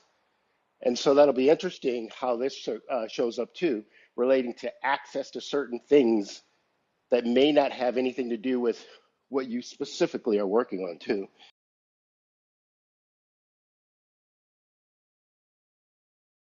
They allegedly destroyed evidence after they were approached by the FBI regarding their use of confidential information from a restricted federal law enforcement database pertaining to Chinese dissidents based in the U.S. So basically, China was able to get locate, and tap, meaning place surveillance on Chinese dissidents based in the U.S. That's amazing. Although, as you said, That not is amazing, and usually it's done for chump change too. I'm like, come on, guys, really? now. Unfortunate. So the next, also from Robert, that Chevrolet, the car company, did an NFT auction, but no one bid. No one bid. There were no buyers. Epic failure. Isn't that Oh, embarrassing? I think yesterday I misspoke and said Ford. It's Chevy. Huh?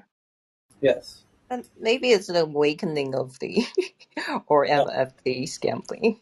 But Well, the of course, question we is, are not did they scam. set the price too high, or does nobody just they don't really give a crap about I old don't know, but brands? in my mind, it almost makes them valuable now that nobody was interested in them in a weird way.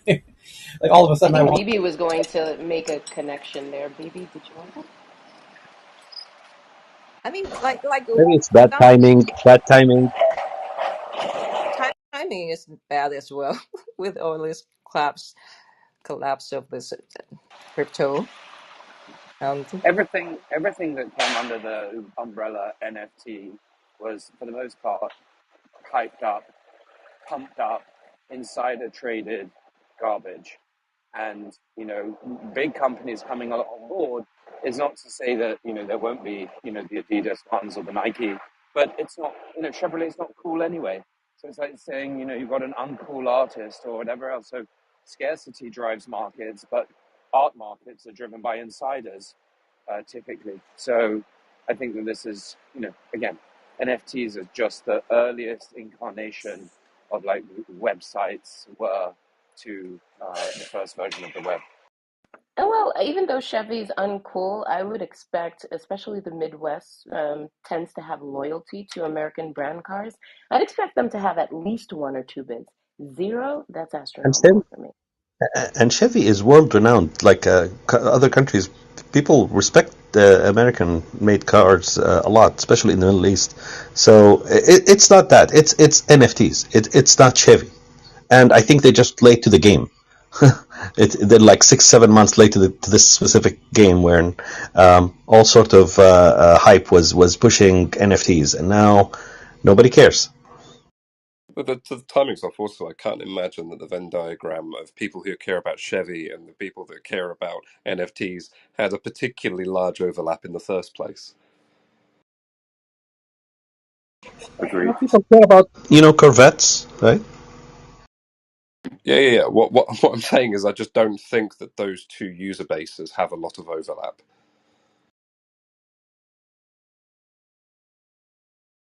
Okay.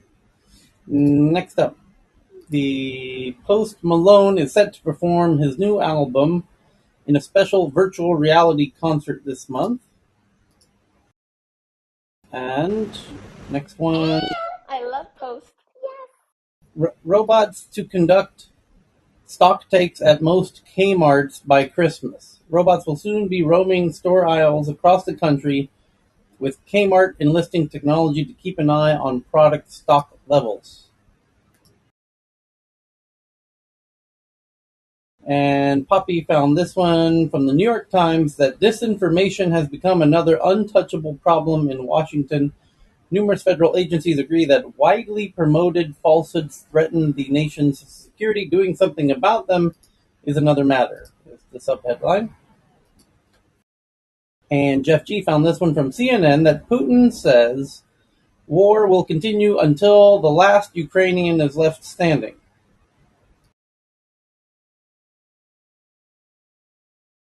And the next one is from Thomas Tong that tiny shape-shifting robots brush and floss your teeth and kill bacteria. So that will be fantastic. I guess they know not to go down your throat when you swallow. Would you put Can they be robots in a used on mouth? pets? The way you frame that, Tyler, I'm so sorry. My mind. Video shows a drone rescuing a drowning boy from a dangerous sea off the coast of Spain. The drone reached the boy before lifeguards could arrive at the scene. That's fantastic. How In, much in does the what boy weigh, did they say? exactly is this lifting or is it dropping off a life jacket? I'm not sure, but I need to jump out for 10 minutes. So I don't know if you guys can want to keep it going. Yeah, Um, we got you covered. We got you covered, Go ahead. Tyler. Sure, Yeah, Cheryl I will can look carry after it. on. Now, regarding the drone, all it has to do is provide something that can inflate for the little kid and get it Exactly. around it. So it doesn't have to be big enough. It doesn't have to be too big. Or Yeah, just it doesn't have to motivation. lift you, think. Yeah. They could just shout motivation. Swim, you bugger, swim. We'll Yeah, be there yeah. soon. They're We coming. got you. We're They're coming. coming. We're coming. We're on the way. Keep swimming. That's No, actually no, don't drink that detrimental. water. No, no, come back. Drones are awesome. Or at least direction, which way to swim, because when you're in the ocean, you might not be able, you're going in the wrong direction, thinking that you're trying to reach the shore. Yeah, one of the best things to do apparently if you're being dragged out, if once you realise you just can't swim back to safety, they just lie on your back basically and float and wait because you just preserve energy. Try and keep your face out of the water. That's what I read recently for people who've been dragged out to sea down on the south coast in England. I can't remember what they called it, float to survive or something. I don't know. Anyway, just chill And then they try to catch be there. waves that bring them back closer to shore. Yeah, that's exactly right. Just move out of the stream. This is what try to just let it take you a little bit, but it's quite scary to be in such a situation. The water is cold. You're not sure what to do. You don't know Oh, which way you're going. it's It's horrible. I it's mean, I used to be. Sorry, I didn't mean to interrupt. I thought you'd finished. Yeah, you go ahead. So I used to be a stuntman, so I still even when I was older, do stupid shit. And one of the stupid shit things I did was down at a spit in Suffolk called Orford Ness. There's a very fast tide flowing into this river, basically around the end of a spit of land. Very, like 6, 7, 8 knots, I think. Something. You can't swim against it. You've got no chance. And I know there's huge undercurrents there, but I thought, you know what? I can. I'll come up again. So I just purposefully jumped in. No, I did my research. I thought about it and all the rest of it, but I still purposefully jumped in and held my breath and let myself get dragged round this headland. And to be, however much you prepare, and I was only under the water for about a minute and a quarter, it was foul because of the lack of control. So it's not funny being under. And also in helicopter dunk training in the Air Force when I was, you get strapped into a fake helicopter fuselage and dragged underwater. And you might think that that's okay, especially if you've done some scuba diving or you're good at holding your breath. It's not okay when you're being dragged underwater out of your own will. There's something distinctly not okay about it. So, yeah, very humbling. So I've had a look into this, and the drone is actually it's a company called General Drones who have developed these. Basically, they are placed strategically on high risk beaches, and then there's an operator that's there. And then in situations like this, where they identify that somebody is struggling, but a person can't get to them fast enough, and a fast moving emergency sort of speedboat can't get to them fast enough, they use these drones, and it carries a life jacket. So they operate it. They've got a video camera on the control, and they fly out to the person in need, and then they drop the life jacket on them, and then they can talk through to them. Although I can't imagine that's particularly easy to hear out at sea and out at the underneath the sound of the quadricopters. But it's quite cool. This is actually a really, really cool usage of drones. Like I can't see a way where there would be something better than this. In fact, like you can deploy a drone and get it out to somebody far faster than somebody can quickly go and jump on a vehicle and drive out, or faster than somebody can swim out. So this is very, very cool.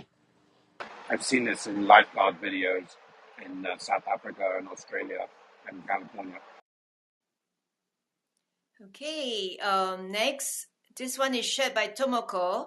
Toyota secures huge lead in solid state battery patents.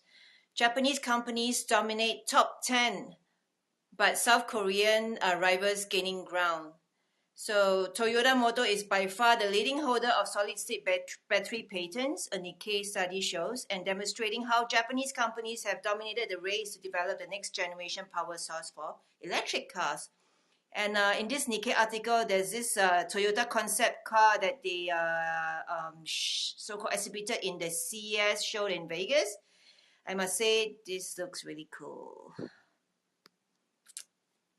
The only thing I don't know about this story, and I don't know specifically what patents that they are currently hoarding. I would say that this isn't always a good thing. Sometimes it's a good thing. Sometimes, when it is turned into, when it's actualized into viable technology, it's great.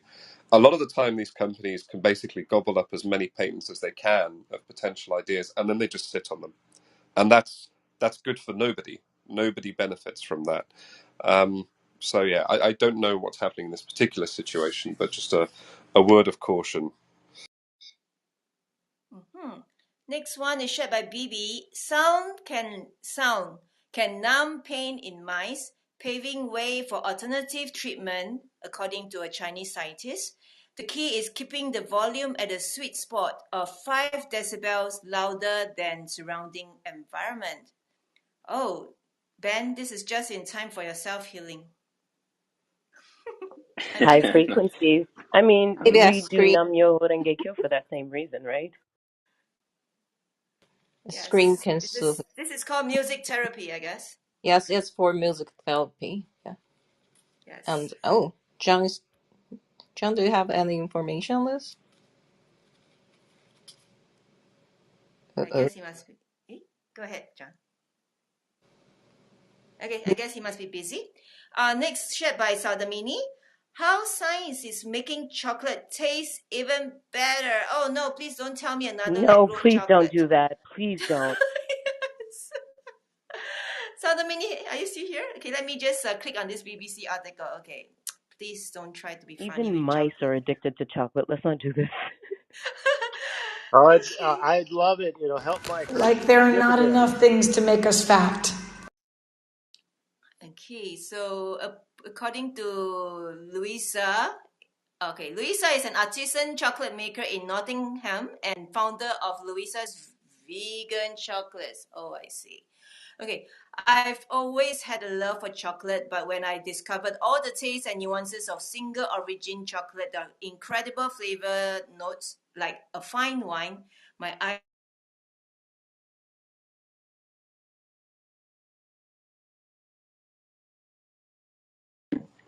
I just lost all audio. Is that just me? Yeah, I did No, too. we I was lost Cheryl, her. wondering.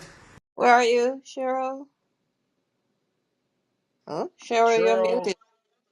are you lost in chocolate? She's Cheryl? probably lost in dark chocolate. Cheryl is Cheryl, suffused. you're on mute. Um, the urge became too strong. That's Cheryl, 100. maybe your club deck crashed. Maybe Okay, you so need to reboot. The cat's away, the mice will play. as I skimming over this article, it actually has something that's a little bit interesting because what it seems to be saying is that the current fermentation process of making chocolate brings in a lot of acidic, sort of lactic acid tasting parts of the flavor. And then normally that's overridden by adding lots of sugar and etc. and etc. What it looks like they're trying to do here is actually improve the fermentation techniques, so less of that acidic, bitter aspects of it, and it becomes naturally sweeter, which would be nice because part of the huge problem, especially over in the West, and it seems to be this line that whereas you go further towards America for American chocolate, it just gets sweeter and sweeter and sweeter and sweeter. Um, it would be nice actually to have naturally sweet tasting chocolate without massive added amounts of added sugar. That would be cool actually. Do you know the history of chocolate, Carl? Is that the people that added sugar to cacao was actually in Spain. When the cacao beans and the export came to Europe from where they were harvested, the cacao was actually quite bitter. And it was the Spaniards that actually put in to make it sweet. So the actual dark chocolate and the way the cacao pod is harvested, it actually is bitter. And most of Latin America, if you see like some of the cacao ceremonies, I've done a few of them, I've hosted a few of them. The cacao we use is actually quite bitter, and it's mixed with herbs and stuff like that. But quite frankly, it's about like 85, 90%. And when you start seeing who's made it sweet, it was actually when it came to Europe, just to put the facts No, straight, the history of chocolate. Yeah, I was. I'm a massive fan of bitter chocolate. To be fair, I mean, like I Me really too, love the Carl. That's why I 85. said how bitter? it. How I bitter? was I like 80, 95%. 85%, like 90%. I used to be a chef for about a decade, and You I did got into you. the habit. I was doing a lot of pastry work and got into the habit of eating the baker's chocolate, which is That's not a not good good for look, you in Carl. large That's not a good look. quantities. They make 99% You know, Note dark to as well. self, don't let Carl near the chocolate when you're around and you've got 90% or higher in terms of purity of your chocolate. you know, guys, I tried those really high chocolate levels, and it wasn't appetizing. It was just way too bitter, and it had like more of a like a vegetable sort of flavor instead of the normal chocolate that you would expect. It Well, was I it That's was think because the that's normal, your because it's taste not buds the need no, sugar only. yeah, the normal chocolate's not sweet. That's kind of the whole Yeah. object of it. It's not sweet. It's a bean. It's a pod. It's actually I can quite go bitter. to 85, but not 90. I think Francine, um 85 is 85% good. is there's a certain way of getting used to it. And I actually used to eat like standard European chocolate. But then I had a period where I decided not to. And the way to limit myself was to buy 85, 90% chocolate bars. And what I found that now I really enjoy that, but in much more limited amounts. And I don't really like the old-fashioned chocolate anymore because it's just too bland. So it's actually something I would recommend. When you get used to it, it's absolutely wonderful and in limited amounts, which is also very good for our health. So we can be diving into chocolate heaven without the dire consequences. Fun little fact on chocolate before we move away from it. The whole dogs can't eat chocolate thing is actually due to a molecule called theobromine, which is poisonous, but it's not actually just poisonous to dogs. It's poisonous to humans and cats and rats. It just depends on the amount different creatures metabolize it at different rates, and thus we are more or less susceptible to it. So cats can actually handle more chocolate than dogs before they get ill, and humans can handle much more chocolate than both of them. But it depends on the type of chocolate. If you're talking about dairy milk, dogs can actually, most breeds of dogs can, you shouldn't, but if they eat sort of, a handful of dairy milk, for instance, nothing particularly bad is going to happen. Depending on the breed, they may have other dietary conditions, but specifically the theobromine poisoning that people freak out about, you have to be talking about really strong concentrations of chocolate for a small dose to be really dangerous to dogs. But you can if you eat too much of the really strong concentrated chocolate yourself as a human, you can get exactly the same health effects. Uh-oh. Carl, tell that to my dog who always wants chocolate when I'm eating it. I can do 72, maybe 75. More than that, can't. I just don't I like think it's like coffee, isn't it? It's an acquired taste. Oh, that reminds me, couple of coffee beans with some chocolate. That the crunch of the coffee beans and the Yes. chocolate. Now you're talking. And I Yummy, right? love how Tyler was just like, "Can you guys handle it while we're away?" And we've turned into a Yeah, chocoholic percentage of support cocoa. group. Yeah, exactly. Yeah. My name's Ben, and I eat chocolate. My With name is coffee. Francine, and I'm a chocoholic. If we're talking about if we're talking about coffee, Ben, which is basically how I survive, I'm actually recovering from COVID. It's not been particularly serious, but one side effect I've had is I can no longer drink coffee. It's Wow. it tastes absolutely What? vile. What? Overnight, I have woken up Oh, overnight within I 24 had the hours. exact same thing. I stopped drinking coffee the day I got COVID, and I still haven't gone back to drinking coffee. I don't understand. I'm like the Energizer Bunny using the crap batteries in the advert. I can't function. I don't know what I'm going to do. I'm trying not to freak out. I You'll need get the through it, Carl. coffee. How long? You'll go back. How You'll go long? back. You'll How go long back to ago, normal. Carl? How long ago was your COVID? It's still positive 4 days ago, so still. Oh, Is yeah, everyone I Yeah. know in the UK getting 95% COVID? chocolate is the answer. No, yeah. I've touched wood. It Not might take a So, little so Ben, time. you're It still took free from mine to. COVID. so Yeah, touch I wood so just. far. But I'm one of the Yeah. weirdos who still wears a mask when I'm out and about. So Is it because you are staying in the Yeah. woods off grid? no, it's just masks. masks, just good, like proper, Mask. Okay. not like a crazy. It looks like a normal mask, but it's a proper N99. Fits really well, so it kind of looks normal, but it's not. It's a kind of proper mask. We have a lot Good more job. attack vectors in the house as well, Ben. My wife works in one school, and one child goes to another school, and the other child goes to a college. So it's just three different attack vectors into this house. So me working remotely does fuck all. Oh yeah, no, my kids aren't allowed to breathe when they come Carl, home. we So can do a room. Carl in the chocolate factory. It'll be a whole room on Clubhouse. It could be a marathon room. If y'all could just drink coffee, and then I can enjoy it vicariously, and you can all make sounds and just describe it, notes of pebbles in the rain, all of that crap, that'd be great. Okay. You We'll know, Interesting. share in I the back stopped channel once drinking you're coffee back. in 2018. Yeah. Shall we share the next one then? This one is quite interesting. A new artificial muscle is stronger, more flexible than the natural ones, all thanks to changes in manufacturing process. Researchers at the University of California, UCLA, has developed a new material to build artificial muscles that are stronger and up to 10 times more flexible than naturally occurring muscles, according to the university press. So the scientists have been keen to replicate the muscles in the body, which can then be used to make soft robots and new haptic technologies with a sense of touch. Oh. There are many soft materials that are known to material scientists that can do the dual job of delivering a mechanical output while also remaining viable under high strain conditions. So a class of materials called the dielectric elastomers DE can deliver on both flexibility and toughness, and they are not only light in weight but also have high elastic energy density. These can be made from natural or synthetic compounds and are polymers that can change size or shape when an electric field is applied. This makes them ideal materials to make actuators. There's machine that can convert electrical energy to mechanical work. And the articles goes on, so I'll retweet at TNETW.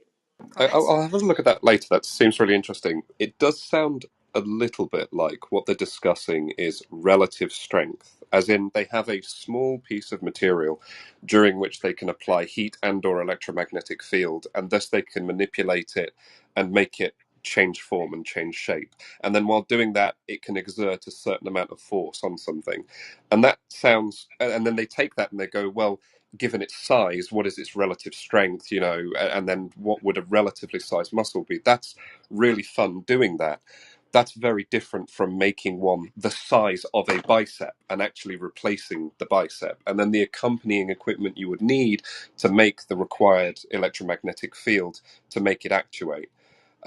So that just those kind of wording that's used there, it sounds a little bit sort of hypey for the paper. It's a fascinating area, soft robotics. I mean, of course, you can already have something the size of a bicep that is many, many, many, many, many times stronger than a bicep. Just look at a mini digger in operation and one of its hydraulic pistons. You make a hydraulic piston the size of a bicep. Sure, you've got to have a pump somewhere. That thing can lift tons without any problem at all. So, what the human body has that's remarkable is its great range of not only speed of motion from very slow to very fast, precision of motion.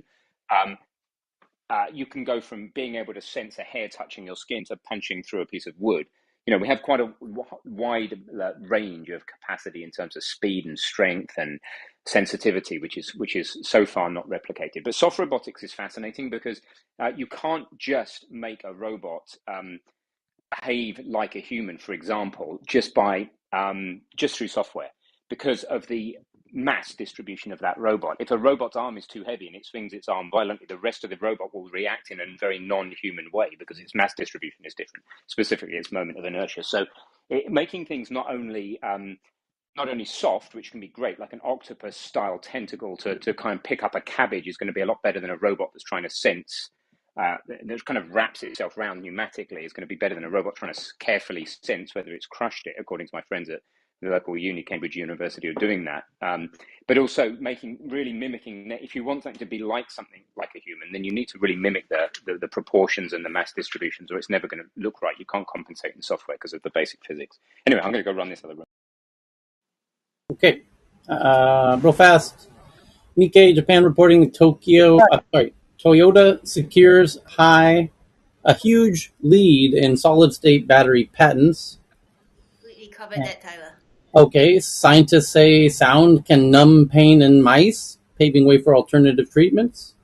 Yeah, we did that too. Okay, Jesus. BBC. So on that, if you guys covered the Volkswagen new factory, the 20 billion euros new battery factory that Volkswagen is planning to do. Right. BBC reporting about how science is making chocolate taste even better. Cocoa beans go through a fermentation process that Done scientists that. Well, we can. spent 15 minutes on that, and then it evolves to coffee chocolate. To 20. We're pretty efficient when you weren't there, Tyler. We whipped through I it. gotta say, did you? Somebody has my browser hacked or something. Um, London Underground 5 tube stations to get 4G coverage. The big news there is that the London Underground is getting cell phone coverage for the first time. This is Yeah, That's that's pretty actually pretty primitive, cool. isn't it? 4G. 4G. Yeah. Yeah, Primitive. but it's not primitive when Yeah, you're but 40 it's meters below something. ground, though, Cheryl. It's I not live in penetrating. Tokyo, Kaoru-san. This is like caveman era stuff. This is so Tesla will let other EV companies use their supercharger stations later this year, and Great. AI can use your brain waves to see things that you can't. A computer algorithm can use a technique called ghost imaging to reconstruct objects from a person's brain waves that the person themselves can't see. So how can they verify it? You're How gonna can, make how can this. they verify that Maybe there's it any can sort help of you. accuracy? Maybe they can help you identify the things that you can't see, but they are there. Who knows? Interesting. It can reconstruct the basic details of objects hidden from view by analyzing how the brain processes barely visible reflections on a wall. This is interesting. So what it sounds like is that it's able to use the light diffraction in the room to infer what could be occluded behind a surface. So if a person, for instance, is stood behind a door and there's a wall next to them, and it can use the slight difference in shading and shadow and everything else on the wall. Maybe that's what it's talking about. That's what it said. Or it can help you see ghosts. Even cooler. Even that's the pro version. You got to pay for that version. Although I would pay a lot for that version. The next one from Saudamini: Facebook, Twitter remove Abe assassination videos. Even Twitter as well. A lot of video that just removed like hours after they were posted. Why They're are they? respecting the Japanese. Japan's asking them to do that? I'm not sure, but if it involves the direct shot to the Abe, it will be removed like hours after they I posted. mean, I think. Sorry, BB. I didn't mean to talk over you there. I think it's just general policy, isn't it, that if there's a video showing aggression that results in the death of somebody, if anybody involved dies, then that has to be removed. No, So what about in you the can't. here, hold on? What about in the case of John F. Kennedy, where there's conspiracy theories that powers that be were potentially involved? Right? We At that want to. time, there's no social media yet, right? Oh, by the way, uh, the Swedish prime minister who was assassinated, Olof Palme, who it also is assumed that the Russians were potentially involved in that. By the way, who the hell's calling me at this time of night? Anyway, the wouldn't it be nice to have video footage of that? I guess they do. The state has control of it, but wouldn't it be useful if you use everybody collectively to hopefully figure things out? Maybe things can be figured out later that not all is as appears that it might be. Yeah, so we have There this can be habit something that. else. Um, Right. uh, Go ahead. I mean, why we have all these files? Because here, all the netizens here, we have this habit to, download it. Whenever we see something controversial, we know it might be balanced. And about the Russian thing, I think the Facebook and or even Twitter, they announced that they will not. They will. Is that Twitter will allow the video that about the Russia or the Ukraine text, they will leave the video there intentionally around some period of time. So, um, so just like Carl said, the original regulation should remove anything violently. So for that, memory reconstructions can be something useful. Basically, during an interrogation or something, they will ask someone a question, and whatever comes up, they'll be able to extract that kind of information out of them. Hey, that reminded me of something, Tyler. Remember you shared a video about this Republican campaigning with that automatic rifle? Oh my God, that was crazy. Why is that not taken down? I'm just curious. Because he's not promoting violence in that case. He's no, not by the traditional definitions of promoting violence. He's not saying go out and kill people. That's not his point. He's saying if you're being attacked, you should be able to defend yourself legally in the way that America defines it, a legal way of defending yourself, which is what he's doing in that video.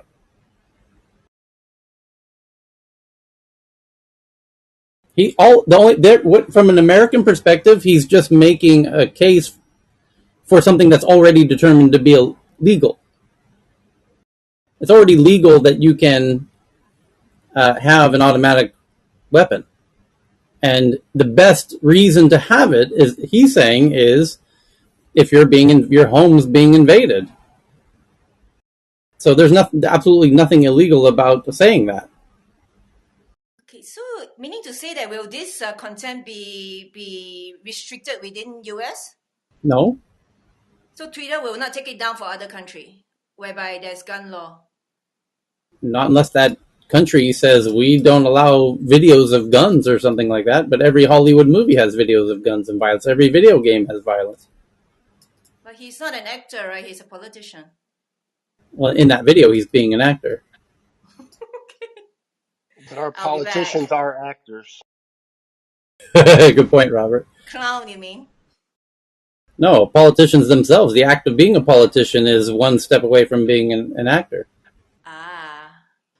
Ronald It's Reagan because, was an actor before he went into politics. For people who don't know, well, I mean, he you was look a at, legitimate actor. He was the head of the union for the actors, actually.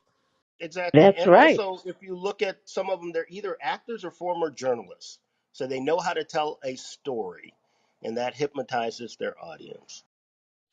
Don't forget the aspect that they're lawyers, which means you can't trust anything that's not written. Next up, Elon Musk explains why the new Starlink Maritime is 10 times more expensive than the non-maritime Starlink. Anyone want to take a guess why? Reduced Because the coverage. competition is expensive also. Because it's high performance terminals and has dual capabilities, which are important for maintaining a connection in choppy seas and heavy storms. Ooh, so we got the answer. Yeah. So And they on my also next compared. cruise, I won't be able to afford the Wi-Fi. Unless it's a very large boat. And I think it compared with the recent price because he said it's about 150,000 a month, so he's providing much cheaper internet. Anyway, it's the cruise or the yacht owners who is paying, right? Not us, the passenger. Yeah, but there's a ton of people who have catamarans. There's millions of people who have boats who would love to have connectivity, when they're offshore. Uh, Absolutely. at $5,000 a month, that's out of the ballpark for most people.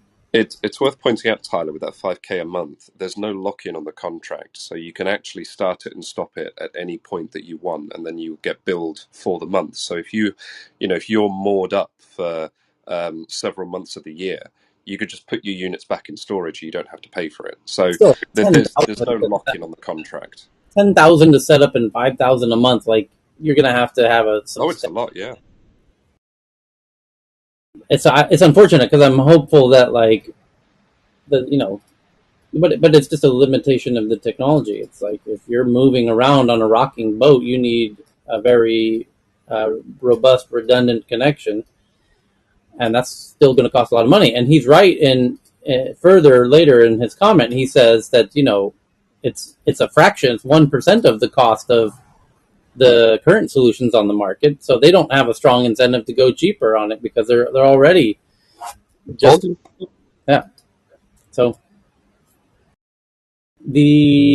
the next piece is in the New York Times just wrote a big hit piece on Wish.com, uh, talking to former employees. That whole gag, thousands and thousands and thousands of employees, and they found five of them who were disgruntled, and so they wrote a hit piece. So whatever. So the next one is from Valerie that Disney says Disneyland's Facebook and Instagram accounts have been hacked. And Katerina says non-invasive stimulation of the eye is potential treatment for depression and dementia. We covered that one. And Evan found the one that Apple may be forced to change iMessage forever. Right, that's one of the new rulings out of the EU. The EU's new rules threaten to shake up how your iPhone and Android phones work everywhere. Yeah, EU's forcing Apple to standardize the connector with the USB-C, and they're going to force them to standardize the communication so that it's interoperable with all the other apps and platforms out there. So bye kind of walled garden iMessage. It's going to have to play friendly. What is it called? RCS. The Yes, rich communications services. Yeah. So it's kind of the modern version of SMS, and it's got more features and functions and bells and whistles, and it's a crock Yep. that Apple hasn't been playing friendly with everybody so far because they're trying to keep everybody locked in their little walled garden ecosystem and with the little blue bubbles. Because God forbid you message somebody with green bubbles in your goddamn app. So that'll all be gone when they're forced to interoperate with everybody. And then honestly, that's one One of more. the I don't blame them for doing it. It's one of the reasons I use a goddamn iPhone is because everyone in Sweden has an iPhone and we all get to do blue bubbles with each other. So if Now, everyone one can, more thing. yeah, It'd be cool if they force WhatsApp to join that, get out of your walled garden sort of thing, so everybody is on RCS right, regardless of where you're at. right, let's do it. And then all these chat apps will all work interoperably. That'll be amazing. So FBI and MI5 issue a rare joint warning over growing China cybersecurity attacks to iPhone and Android users. The directors of the top intelligence agencies representing the US and United Kingdom have appeared together to make a forceful statement about how China's trying to get into your iPhone and Android.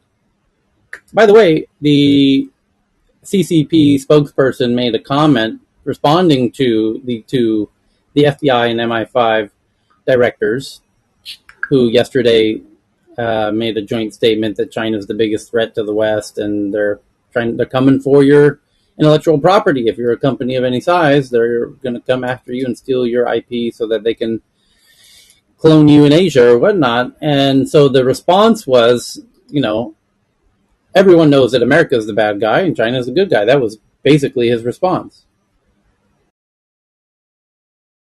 and that you should stop trying to paint us as the bad guy when in reality you're the bad guy. Okay.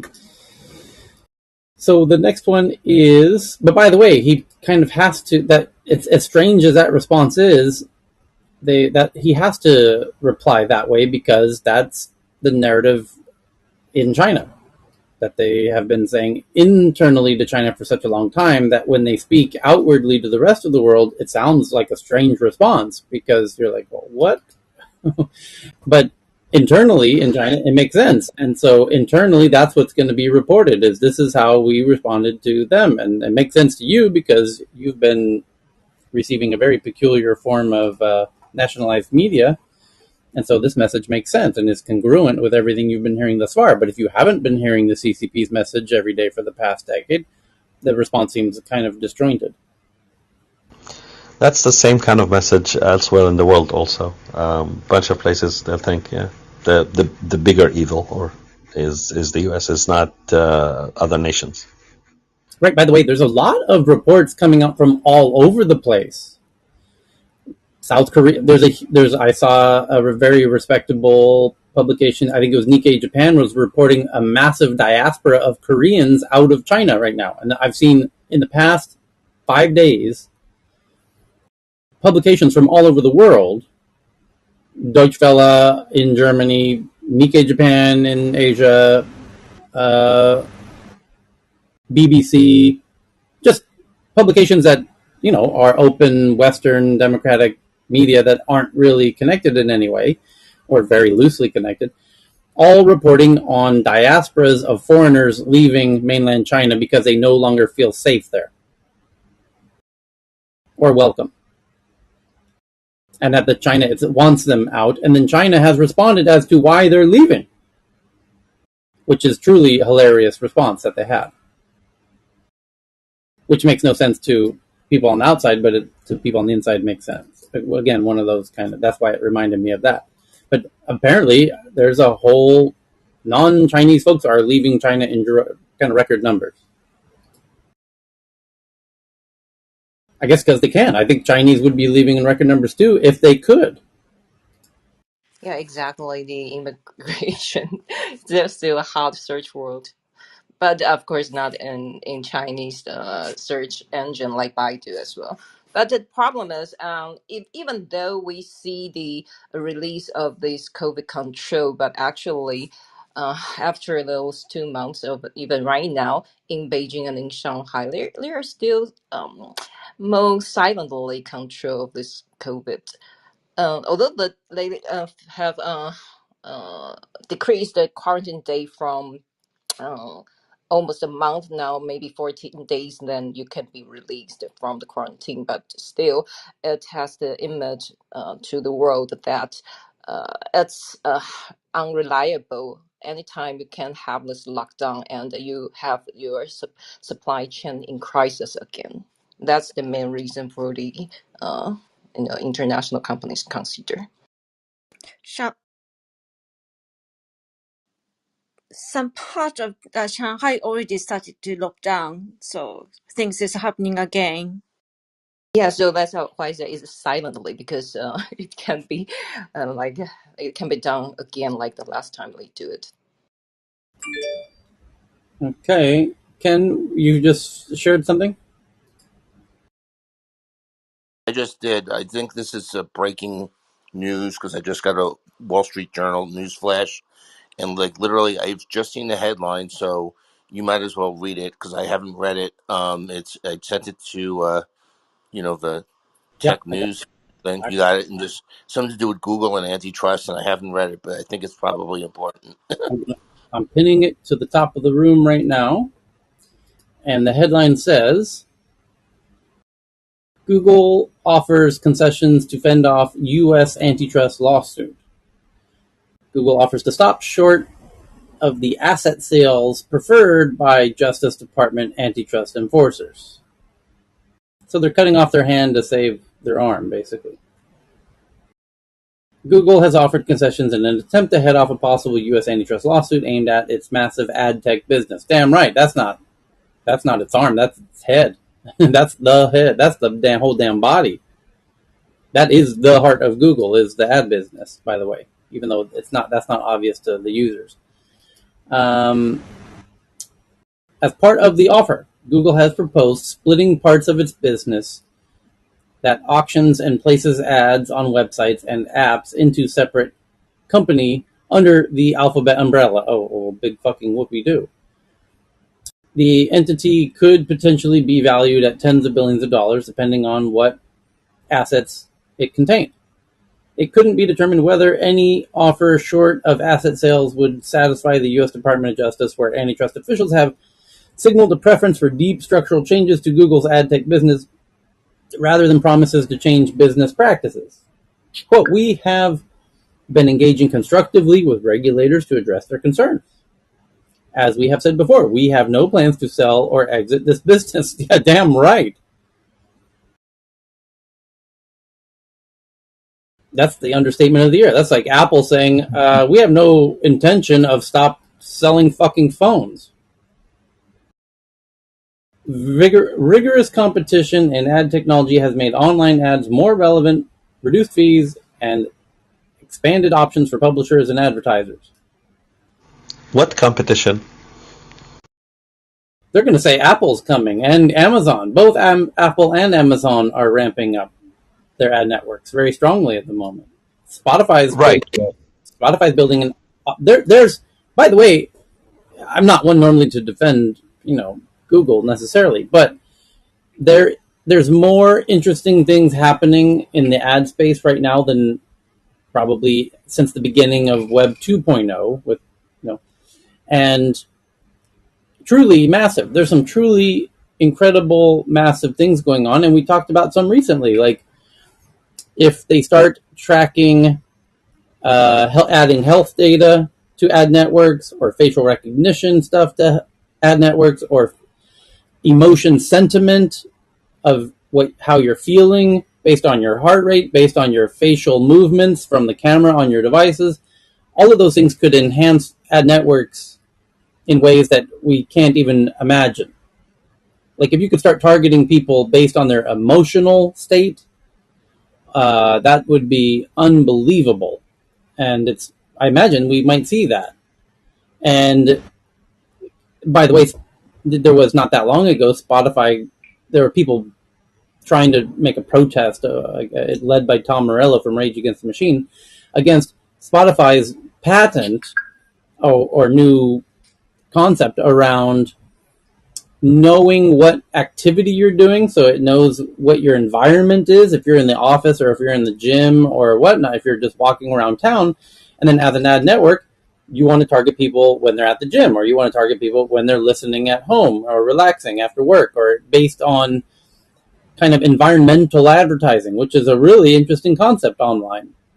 And then the next phase beyond that is, with all of these devices coming into our homes and IoT, the ad network thing is going to get insane, truly, truly, truly insane, and we'll be able to predict our intents preemptively. I mean, Google knows your intent the second you enter in 3 characters into the Google search box, but the future of Google Assistant is based on, and this is where the whole AI shit gets really wild.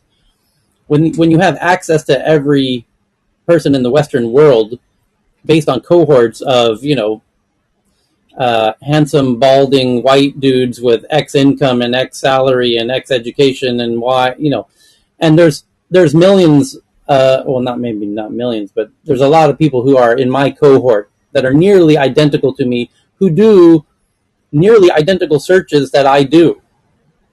And based on what they are starting to search for, Google knows I'm very likely to search for in the very near future before I do, based on what I just searched for, based on what they just searched for, matching. So people who just searched for A, B, C, D, E are likely to search for GHI even though they don't know it yet. That's real. When you can do that shit at scale with billions of users. So that's what I mean. Like these ad networks are about to get really reach a whole new level in a way that is not much discussed outside of ad network people who are Well, interested in topics. that's true. And I'm a consultant to Undertone, Mm-hmm. which is one of the smaller ones, and they've been really pissed at being cut out of the market by Google and Facebook for years. Fair enough. So Fair more enough. competition and different rules would be better for them.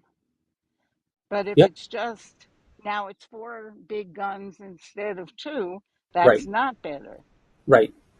I think there's going to be a whole bunch of um, new people innovating on new ad tech solutions that will all likely get acquired by the 4 big ones at per usual. And then the EU specifically understands that phenomenon and wants to prevent that because they want those the undertones of Europe to potentially grow up to be uh, you know contemporaries of Google, Apple, and whatnot, and instead of just being acquisition targets.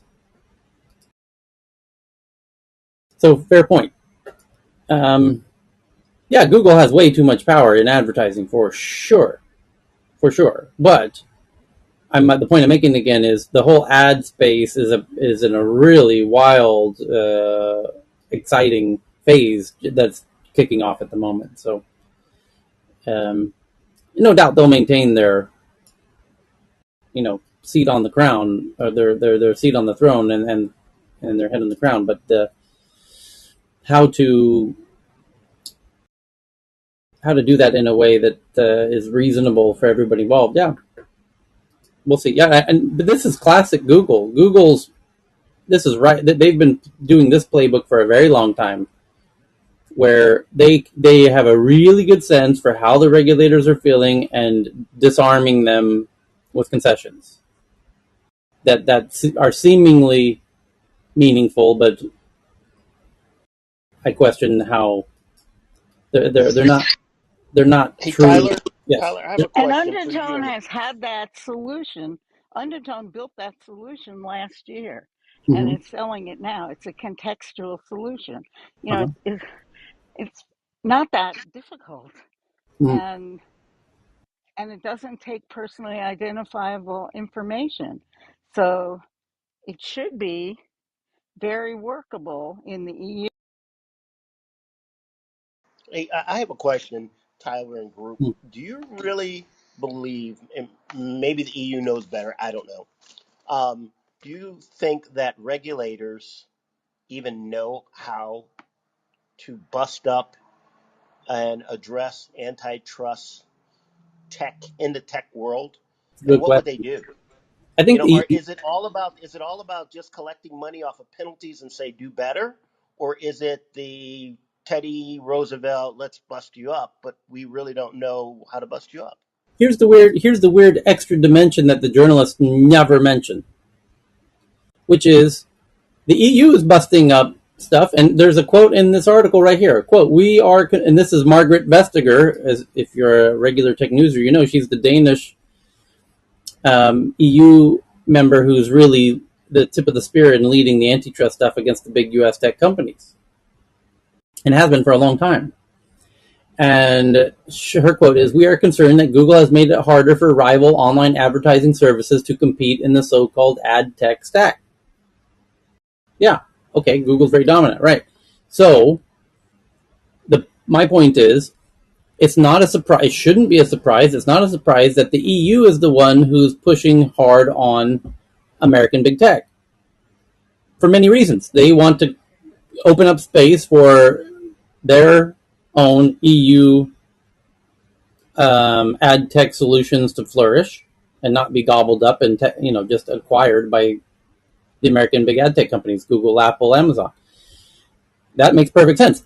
There's another big reason why America isn't cracking down on Google in the same way that Europe has. And it's because America has a conflict of interest. Because America, in a weird way, the American intelligence agencies like having Google be so huge and powerful. It is a very powerful tool for a country to have. That Google is so ubiquitous around the world, and Zuckerberg said it out loud in an interview at Recode, where he says, "Are you sure you want to crack down on Facebook and you're going to replace me with China? Are you out of your fucking mind? You're going to let TikTok take over Facebook? Is that what you really want? Are you out of your goddamn mind? We already have this app that's already adopted all over the world. You're already messaging me every 10 minutes asking for intelligence about every user we have in Pakistan and everywhere else. Are you sure you want to shut me down or clip our wings?" Tyler, Yeah. I have another a kind of a counterpoint to what Robert was saying about the incompetence in Washington. There's also no European legislators with insider trading protection in their job. So um, there's that other dynamic that don't look at our legislature while they are making their own inside bets and pretending to be ignorant. Yep. Okay. I just have one more, which is from Evan, that Elon Musk trolls Bill Gates over his claim that green hydrogen would be a massive energy breakthrough. So it was a little. Somebody did a tweet, and Elon Musk responded to the tweet, seemingly trolling Bill Gates yesterday morning over the concept of green hydrogen, and with Elon Musk kind of laughing at it because he doesn't think it's ready for prime time or what have you. So there you go. Tyler, I just had a quick one going on from what we were talking about yesterday with the whole Boris Johnson resigning. Mm-hmm. So while they were having the laws about public sort of protesting and etc. are different over here, and as such, there is a gentleman called Steve Bray who's a well-known activist over here, a Welsh activist, and a troublemaker for the Conservatives, and spends a lot of his time outside the Houses of Parliament over here, blasting out his mantras and tunes and that kind of thing. So yesterday they were trying to do footage. They were trying to interview Sky News, where we're interviewing people and giving the news report on the situation on the gardens outside the Houses of Parliament. And Hugh Grant, the actor, that I don't know how many people in the US know of him. I mean, he's large enough. He actually reached He's out popular to. with American black prostitutes. That's what we know him for. Oh, lovely, wonderful. Well, he reached out to Steve Bray and said, "You've got your speakers with you. Do you have the Benny Hill music?"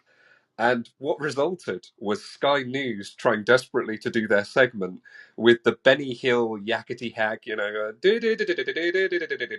blasting out over their feed.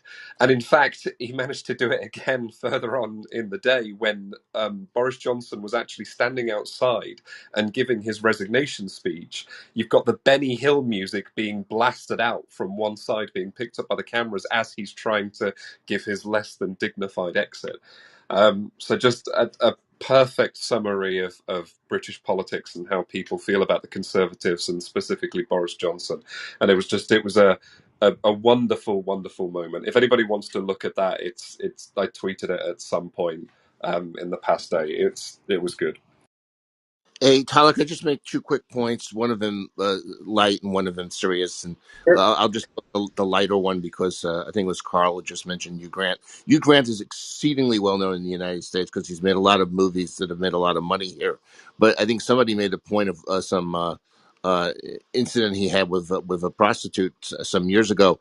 Actually, that actually being turned out being very relevant to something, which was that he was interviewed by Jay Leno on the Tonight Show right after that about that incident, and that interview on the Tonight Show got so much attention, meaning it got so many viewers that Jay Leno, who was trailing David Letterman in the ratings for late night television at that point, then skyrocketed ahead of David Letterman and never ever looked back. Meaning that was the Hugh Grant interview that Hugh Grant did with Jay Leno is what made Jay Leno number one in late night over David Letterman permanently. Like he never lost the momentum. So Hugh Grant is hugely important in the United States. So we know who he is. On a more serious note, Tyler, on the Google thing, 'cause I was just looking back at some stuff, and most people may not remember this because it's probably from the earlier days of the net. But and it's in the article, by the way, it mentions it. One of the really important acquisitions that Google did, and this is why enforcing antitrust is so difficult. It's easier in hindsight than it is in foresight, if you will. Is they bought a company called DoubleClick in the early part of I guess this century, but it was like 2000. it was a little later than 2000, 2005 maybe. Yeah, yeah, Yeah, first yeah. decade. Yeah. Yeah. So, but DoubleClick actually was a leader in targeted advertising, and and there was a bidding war for it. I think Microsoft bid on it, and Yahoo bid on it, and Google outbid them. And I think at the time, Google controlled maybe almost half of the online ad market already before DoubleClick. So there's people who saying, "Hey, you should have objected to the DoubleClick acquisition then." But Right. if you've heard me speak about antitrust, I said part of the issue is always defining the market. Okay, and when these companies do these things, if they're able to convince the regulators that what they think the market is not the market, so at the time, even though Google controlled half the online ad market, online ads were only 12% of total advertising spend. Obviously, they're much larger now. So when they were only 12%, when online ads totally were only 12% of advertising, and Google was half of that, Google's able to go to the regulator and say, "Hey, we're only 6% of the ad market, and therefore it's not anti-competitive." Our antitrust laws are not set up, and it's very difficult to make them set up to regulators to kind of have a crystal ball and saying this is where the market's going. And so it's not just what it is now. The laws are actually based on current market shares. It makes it very difficult. I just wanted to point it out. So anyway, Totally spot on, Ken. Totally spot on. In the acquisition, I looked it up. It was '08, and so the regulators are probably pretty busy with some other stuff, if you guys know what I mean, around '08 too. Thanks. Okay, there we go. Okay, I've pinned a room on top. Ben is running how to be medically self-sufficient now. So if you're interested, just click on the link on top and join us. All right. Thank you, everybody. Have a great weekend.